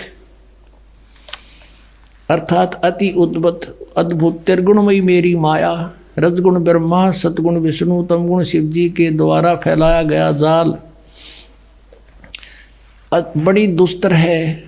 ये माया बड़ी खतरनाक है और जो पुरुष मुझको निरंतर भजते हैं, ये ब्रह्म कहता है जो मेरी भक्ति करते हैं वो माया का उल्लंघन कर जाते हैं, वो ब्रह्मा विष्णु महेश की पूजा नहीं करते, इनसे ऊपर उठ जाते हैं।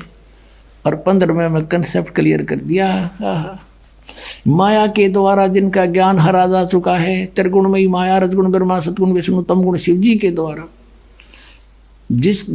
उनकी भक्ति से ऊपर जो कुछ सुनने को तैयार नहीं, कुछ करने को तैयार नहीं, उनका उन्हीं से मिलने वाले लाभ पर आश्रित हो चुके हैं, उनका ज्ञान हरा जा चुका है, असुर स्वभाव को धारण किए हुए मनुष्यों में नीच और दूषित कर्म करने वाले मूढ़ लोग, मूर्ख मुझको नहीं भजते। अपने आत्माओं ये स्पष्ट कर दिया कि अन्य देवता रजगुण ब्रह्मा, सतगुण विष्णु, तमगुण शिव जी की जो भक्ति करते हैं वो राक्षस स्वभाव को धारण किए हुए मनुष्यों में नीच दूषित कर्म करने वाले मूर्ख, गीता ज्ञानदाता कहता है वो मेरी भक्ति भी ना करते, इन्हीं तक सीमित है। और देखो आगे इसमें 16 से लेकर 19 तक फिर इसने अपने विषय में बताया कि मेरी भक्ति 4 प्रकार के करते हैं। फिर 20 से फिर शुरू करता है इन्हीं देवताओं के बारे में। देखिएगा ये वही गीता प्रेस गोरखपुर से प्रकाशित है 7वां अध्याय। अब हमने 15 तक पढ़ लिए, अब 20 में आ गया। उन भोगों की कामना द्वारा जिनका ज्ञान हरा जा चुका है, जो 15वें श्लोक में गया 7वें अध्याय के में, अपने स्वभाव से प्रेरित होकर उस नियम का धारण करके वो अन्य देवताओं को भजते अर्थात पूजते हैं। ब्रह्मा विष्णु महेश ये तीनों गुण अन्य देवताओं में आते हैं। अब यहाँ देखो 21वें का 7वें अध्याय का 21वां श्लोक। जो जो सकाम भक्त जिस जिस देवता के स्वरूप को श्रद्धा से पूजना चाहता है, उस भगत की श्रद्धा को मैं उसी देवता के प्रति स्थिर करता हूँ। जैसे कोई विष्णु जी को पूजता है तो स्वयं आ जा विष्णु रूप धारण कर उसने तथास्तु कर जाए का देसी दे जाओ खिलौने खेलें जा फिर। अब 22 में देखो, वह साधक वह पुरुष श्रद्धा से युक्त होकर उस देवता को पूजन करता है और उस देवता से मेरे द्वारा ही विधान किए हुए उन इच्छित भोगों को निस्संदेह प्राप्त करता है। कहता उन जो अन्य देवता हैं ब्रह्मा विष्णु महेश, इनको मन ने एक एक विभाग दे रखा है, वो शक्ति मेरी तय काम कर रहे हैं। इसका अर्थ ये है।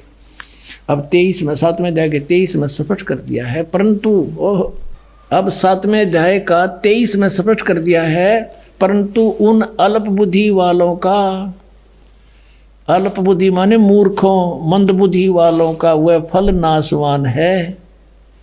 देवताओं को पूजने वाले देवताओं को प्राप्त होते हैं, वही और मेरे भगत मुझको ही प्राप्त होते हैं। इन्होंने ये डंगा डाल दिया, चाहे जैसे ही भजे चाहे कोई बात हुई। गीता जी कहता है कि एक मेरा तो एक वो मंत्र, उसके अतिरिक्त कुछ भी नथिंग एल्स, ये इन्होंने आ पढ़ा दिया, चाहे जैसे भी भजे हरे राम हरे कृष्ण करें। इनका उद्देश्य ये है यहाँ डंगा डाण का, मेरे भक्त मुझको ही प्राप्त होते हैं, इतना सा बात है। अब पुण्यात्माओं, रजगुण ब्रह्मा, सतगुण विष्णु, तमगुण शिव जी ये अन्य देवताओं में आते हैं और शास्त्र विधि को त्याग कर जो मनमाना आचरण करते हैं उनको कोई लाभ नहीं होता। 16वें अध्याय के 23वें श्लोक में कहा है। अब यहाँ थोड़ा सा कंसेप्ट और क्लियर करते हैं। अब जैसे 16वें अध्याय के 23वें श्लोक में ये कहा कि शास्त्र विधि को त्याग कर जो मनमाना आचरण करते हैं उनको कुछ भी लाभ नहीं होता, ना उनकी गति हो, ना उनको कोई सुख हो और ना उनकी कोई सिद्धि प्राप्त हो, यूजलेस। फिर क्या फायदा उस भक्ति का। और देखिएगा इन तीनों देवताओं की भक्ति भी शास्त्र विधि त्याग का मनमाना आचरण है। ये देखिएगा, यही गीता प्रेस गौरवपुर से प्रकाशित है। 16वें अध्याय का 23वां श्लोक दिखाते हैं। ये 16वां अध्याय और इसका 23वां श्लोक यहाँ पर है। जो शास्त्र विधि को त्याग कर अपनी इच्छा से मनमाना आचरण करते हैं वह न सिद्धि को प्राप्त होता है, न परम गति को और न सुख को ही, यूजलेस। अब यहाँ 24वें श्लोक में 16वें अध्याय में कहा है, इससे तेरे लिए कर्तव्य और अकर्तव्य की व्यवस्था में शास्त्र ही प्रमाण है। यानी जो सदग्रंथों में विधि लिखी वही करना और किसी की दंत कथा से हरे राम कृष्ण कृष्ण राधे राधे ये नहीं करना। ऐसा जानकर शास्त्र विधि से नियत कर्म करने योग्य हैं और यानी शास्त्र के अंदर जो वर्णन है वही करना। अब देखो अब पुण्यात्माओं 17वें अध्याय में अर्जुन ने पूछा कि भगवान जो शास्त्र विधि त्याग का जो मनमाना आचरण करते हैं वो कैसे स्वभाव के होते हैं। देखिएगा अब शपथ 10वां अध्याय, अब 16वें अध्याय के 23-24 अंतिम मंत्र हैं। उनमें बता के शास्त्र विधि त्याग का मनमाना जो आचरण करते हैं उनको कुछ भी लाभ नहीं हो। तो अर्जुन ने पूछा, क्योंकि अर्जुन उसको कृष्ण मान रहा है, श्री कृष्ण में बोल रहा था वो ब्रह्म, हे कृष्ण जो मनुष्य शास्त्र विधि को त्याग करे और श्रद्धा से युक्त देव आदि का पूजन करते हैं। अब जो के जो शास्त्रीय विधि त्याग कभी कुछ जिसकी जो पूजा करते हैं उनकी स्थिति कौन सी है, सात्विक है अथवा राजसी या तामसी। अब यहाँ उत्तर देता है गीता ज्ञानदाता दूसरे श्लोक में 17वें अध्याय के में, मनुष्यों की वह शास्त्रीय संस्कारों से रहित केवल स्वभाव से उत्पन्न श्रद्धा, शास्त्रों से हटकर मनमानी जो श्रद्धा है वह सात्विक, राजसी और तामसी ये 3 प्रकार की होती है। उसको मुझसे सुन। अब ये दास आपको इसमें तो आपका समझ में आओ नहीं, क्योंकि ये तो पढ़ते हैं आपने 5500 वर्ष हो गए, ये समझ में आओ तो फिर बात तय की थी। अब दास बताओगा इसमें क्या है कि शास्त्र विधि त्याग का मनमाना आचरण तो कंडम बता दिया, यूजलेस। फिर भी पूछा कि वो करे हैं, वो होश है किसी स्वभाव के जो देवताओं की पूजा करते हैं ना, शास्त्र भी देता है ढोए तो वो डले हैं, लेकिन वो अच्छी आत्मा होती है जो देवताओं तक सीमित है और बकवाद नहीं करते। वो अन्य देवताओं की पूजा करते हैं, कोई विष्णु की, कोई शिव की, हैं, इनकी ब्रह्मगते करते नहीं, या कोई और देवी देवी की, जैसे कोई तो कांगड़ा वाले की तो फलाने वाली की, कहते है तो यूजलेस, पर इनका स्वभाव है अच्छी आत्मा, तो देवताओं की पूजा करते हैं। और जो दूसरे हैं वो जंतर मंत्र करने वाले, ये भूत प्रेत की झाड़े झूड़े लानी है, ये तामसी वृत्ति के लोग होते हैं। ये बकवादी भैरव भूत ने पूजे हैं, दारू पीऊँ और मांस खाओ, नो को वो भैरव बोलूँ हूँ, जो बोतल चढ़ा दो, पीओ बोतल खाओ, मांस निकम्मे और बर्बाद करें। कहने का भाव ये है कि हैं तो ये शास्त्र विदिता का मनमाना आचरण यूजलेस, पर इनका स्वभाव अलग अलग होता है, क्योंकि इनको ज्ञान नहीं होता, तत्वदर्शी संत नहीं मिलता, तब तक ये रास्ता बदल नहीं सकते। फिर बताया कि जो देवताओं की पूजा करते हैं शास्त्र विधि त्याग के, है तो यूजलेस, लेकिन वो सात्विक व्यक्ति के होते, अच्छी आत्मा होती है।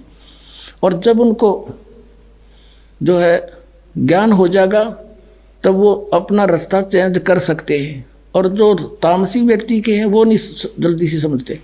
अब यहाँ गीता जी अध्याय नंबर 7 के श्लोक नंबर 12 से 15 में क्या कहा है? तीनों गुणों के पुजारी, अन्य देवता में आते तीनों गुण, रजगुण ब्रह्मा, सतगुण विष्णु, तम गुण शिव जी। राक्षस स्वभाव को धारण किए मनुष्यों में नीच दूषित कर्म करने वाले गीता ज्ञानदाता कहता मुझे भी ना बचते ये। और फिर कहता मेरी भक्ति 4 प्रकार के करते हैं, आरथ, अर्थार्थी, जिज्ञासु और ज्ञानी। परमेश्वर कबीर जी ने कहा था गुण तीनों की भक्ति में ये भूल पड़ो संसारे, कह कबीर निज नाम बिना कैसे उतरो पार। निज नाम ये सतनाम है 2 अक्षर का, और सार नाम वो अलग है, आदि नाम जिसे कहते हैं। 3 देव की जो करते भक्ति उनकी कदे ना हो मुक्ति। और वही हमारी गीता जी कह रही है कि शास्त्र विधि को त्याग कर जो मनमाना आचरण करते हैं यूजलेस, ना उनकी परम गति हो, ना उनको सिद्धि प्राप्ति हो, ना कोई सुख हो, फिर किस लिए डिलेड हो रहे हो। अब इनको राक्षस स्वभाव को धारण किया हुआ मनुष्यों में नीच कैसे कहा? मूर्खे, जैसे तमगुण शिव की भक्ति की थी रावण ने, कैसा जुल्म किया, एक पराई स्त्री को उठा लिया और फिर कैसा जुल्म करना चाहा, शराब पीवे, मांस खावे, राक्षस कहलाया।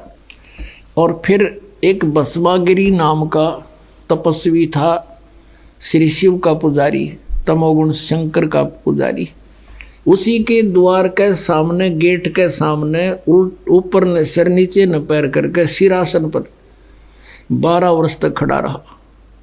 और भगवान, एक दिन पार्वती ने कहा कि हे भगवान आप तो महेश्वर हो, आप क्या नहीं कर सकते, आपका बच्चा क्या मांगता है, इसको दे दो वरदान जो मांगता है। इस बात से भगवान शिव ने कहा कि बोल भाई क्या मांगता है बता दे। उसने भस्मागिरी ने कहा कि ऐसे नहीं भगवान, वचनबद्ध हो जाओ। भगवान शिव ने सोचा कि मांगेगा, एक सिद्धि मांग लेगा, दे दूंगा। कहा ठीक है तथास्तु, वचनबद्ध हो गया, खड़ा हो गया तुरंत और कहने लगा आप अपना ये भस्म कड़ा दे दो।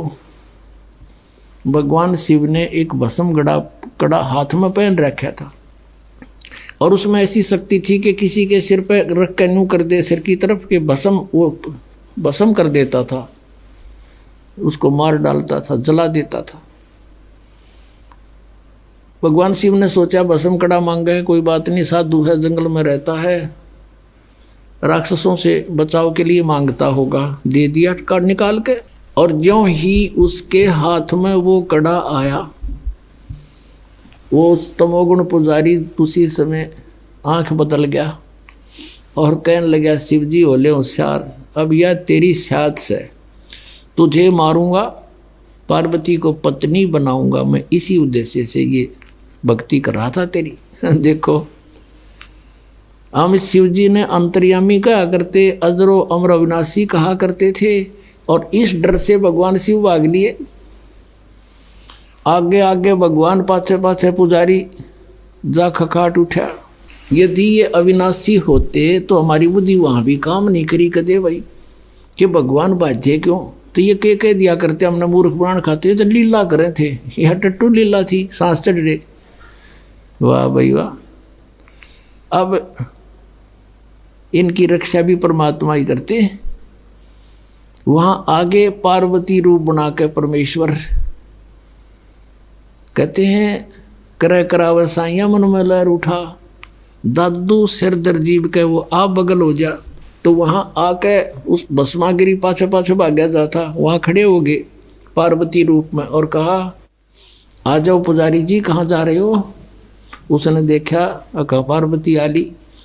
वो खड़ा हो गया और कहा पार्वती रूप में भगवान ने कि अब वो तेरे निकट थोड़ा ही आ सकता है, आपके पास तो कड़ा है ना। कहा बिल्कुल ठीक है, आओ यहाँ कुछ देर बातें करेंगे।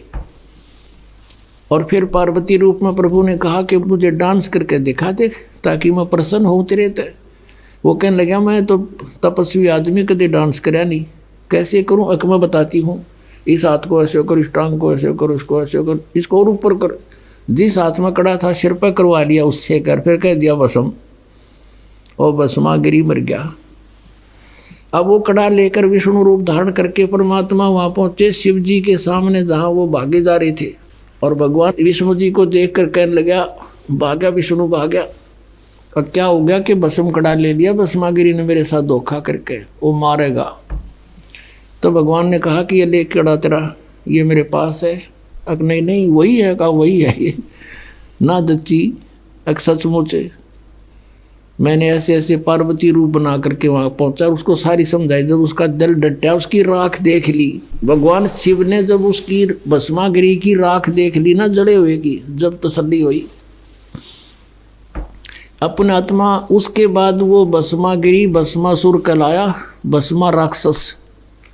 अब तमोगुण के उपासक राक्षस कहलाए। होए दूषित कर्म करने वाले भगवान रूप में पूजे और उसकी पत्नी पर नीत डगा रहा दुष्ट इंसान। इससे गंदा इंसान कौन होगा पृथ्वी पे।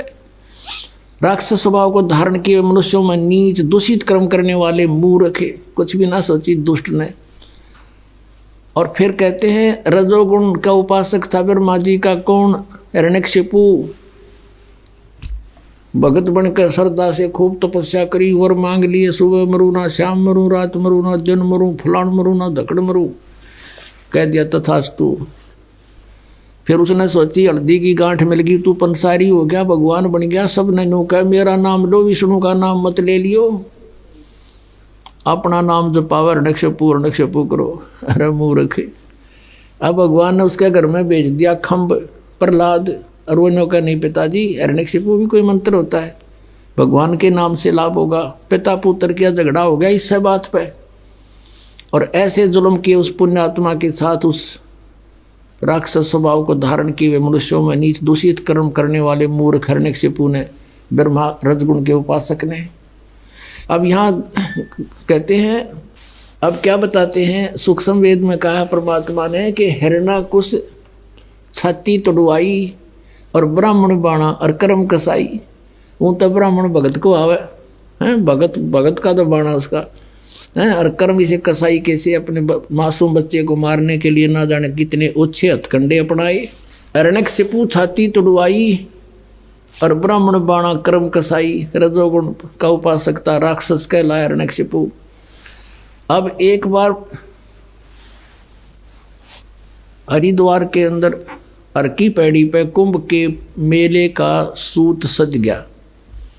वहाँ पर एक पर भी लगगी, इनके अपने अपने हिसाब से बनाई हुई मनमाना आचरण है ये, शास्त्र विधि को त्याग के। और उसमें क्या करते हैं, जब जहाँ किसी पर कुंभ के मेले की पर भी लगती है, ये सभी स्नान करने जाते हैं और ये मानते हैं ये खुद कि वहाँ नहाने से बेड़ा पार हो जाएगा। उनका बेड़ा पार तो यानी बेड़ा गर्क जरूर हो गया। अब सुनाता हूँ। अब ये वहाँ कुंभ के मेले पर स्नान करने जब जाते हैं तो अपने अपने ग्रुप में इकट्ठे हो जाते हैं। गिरी अलग, पुरी अलग, सन्यासी नारे। नागा अलग, नाथ न्यारे, कनपाड़े न्यारे, बिना कनपाड़े अलग से। और वैष्णु के उपासक वो वैष्णु न्यारे, विष्णु के उपासक, तमोगुण सतोगुण के उपासक। तो वहाँ सब अपने अपने ग्रुप में इकट्ठे हो जाते हैं। जब स्नान का समय आता है सभी प्रस्थान कर देते हैं अपने मुखिया के पीछे पीछे। तो सबसे पहले नागा चले गए, पहुँच गए हर की पैड़ी पे ऊपर भी कल्याण करवाने के लिए, नहाने के लिए। पीछे से वैष्णु आगे, विष्णु जी के उपासक, सतोगुण के उपासक। और नागा थे वो बिल्कुल नंगे रहते हैं, नेक्ड, वो तमोगुण के उपासक शिव जी के। पीछे से विष्णु उपासकों ने, सतोगुण के उपासकों ने कहा कि ए नागाओ, हम सर्वश्रेष्ठ हैं, हम प्रथम स्नान करेंगे, तुम बाहर आ जाओ, पहले नहीं नहाओगे तुम। अब वो नागाओं ने कहा कि हम सर्वश्रेष्ठ हैं, हम त्यागी और वैरागी हैं, हम कोई कपड़ा भी नहीं रखते तन पर, हम सबसे प्रथम नहाएंगे, हम सर्वश्रेष्ठ हैं। वैष्णु साधु कहने लगे, शरण फड़ो, तुम टट्टी के हाथ भी ना धोते, पशु की तरह नंगे फिरो, तुम काहे के श्रेष्ठ हो, बाहर मरो, हम नहाएंगे पहले। अब वहाँ बैठ गए तीनों गुण। अब उसी समय इनका जूत बाज गया, नाना भी भूल गए, भगवान भी भूल गए, हर की पैड़ी भी याद ना रही इनकर, पर भी भूल गए। 25,000 ये त्रिगुण उपासक, इन तीनों भगवानों के उपासक वह कटका मर गए, कत्लेआम कर दिया, गंगा का पानी लाल कर दिया, लाश बहती जाओ उनमें, और तेरा गजब हुई। इसके बारे में परमात्मा ने कहा है कि तीर तुपक तलवार कटारी ये जम जड़ जोर बधावे हैं, हर पैड़ी हर हेत ना जाना, और वहाँ जा तेग चलावे हैं, काटे शीस नहीं दल करुणा, ये जग में साध को आवे हैं, और जो जन इनके दर्शन को जावे उनको भी नरक पठावे हैं। हे भगवान, पुण्यात्माओं, हम कति अंधे कर रखे थे इस काल में, हम इन महात्मा मान्या करते इसे जुल्म करनिया ने। अब कहते काटे शीस नहीं दिल करुणा, इतनी भी दया नहीं, और कत्लेआम कर डाला, छुरी गपो दे हैं, तलवार ते काट कर बड़कियाँ खा लिए एक दूसरे ने। ये है और तीनों गुणों के उपासक राक्षस स्वभाव को धारण किए मनुष्यों में नीच दूषित कर्म करने वाले मूर्ख। ये पुण्यात्माओं दास नहीं कह रहा, ये इनका इतिहास कह रहा है, श्रीमद् भगवत गीता बता रही है। और 600 वर्ष पहले परमात्मा बता रहे थे, परमेश्वर कबीर साहब, गुण तीनों की भक्ति में ये भूल पड़ो संसार, कह कबीर निज नाम बिना ये कैसे उतरे पार, तीन देव की जो करते भक्ति उनकी कदे ना होवे मुक्ति। बोलो सतगुरुदेव। भजन करो उस रब का जो दाता है कुल सब का, भजन करो उस रब का जो दाता है कुल सब का। वो कौन है? वो कबीर देव है। बोलो सतगुरुदेव।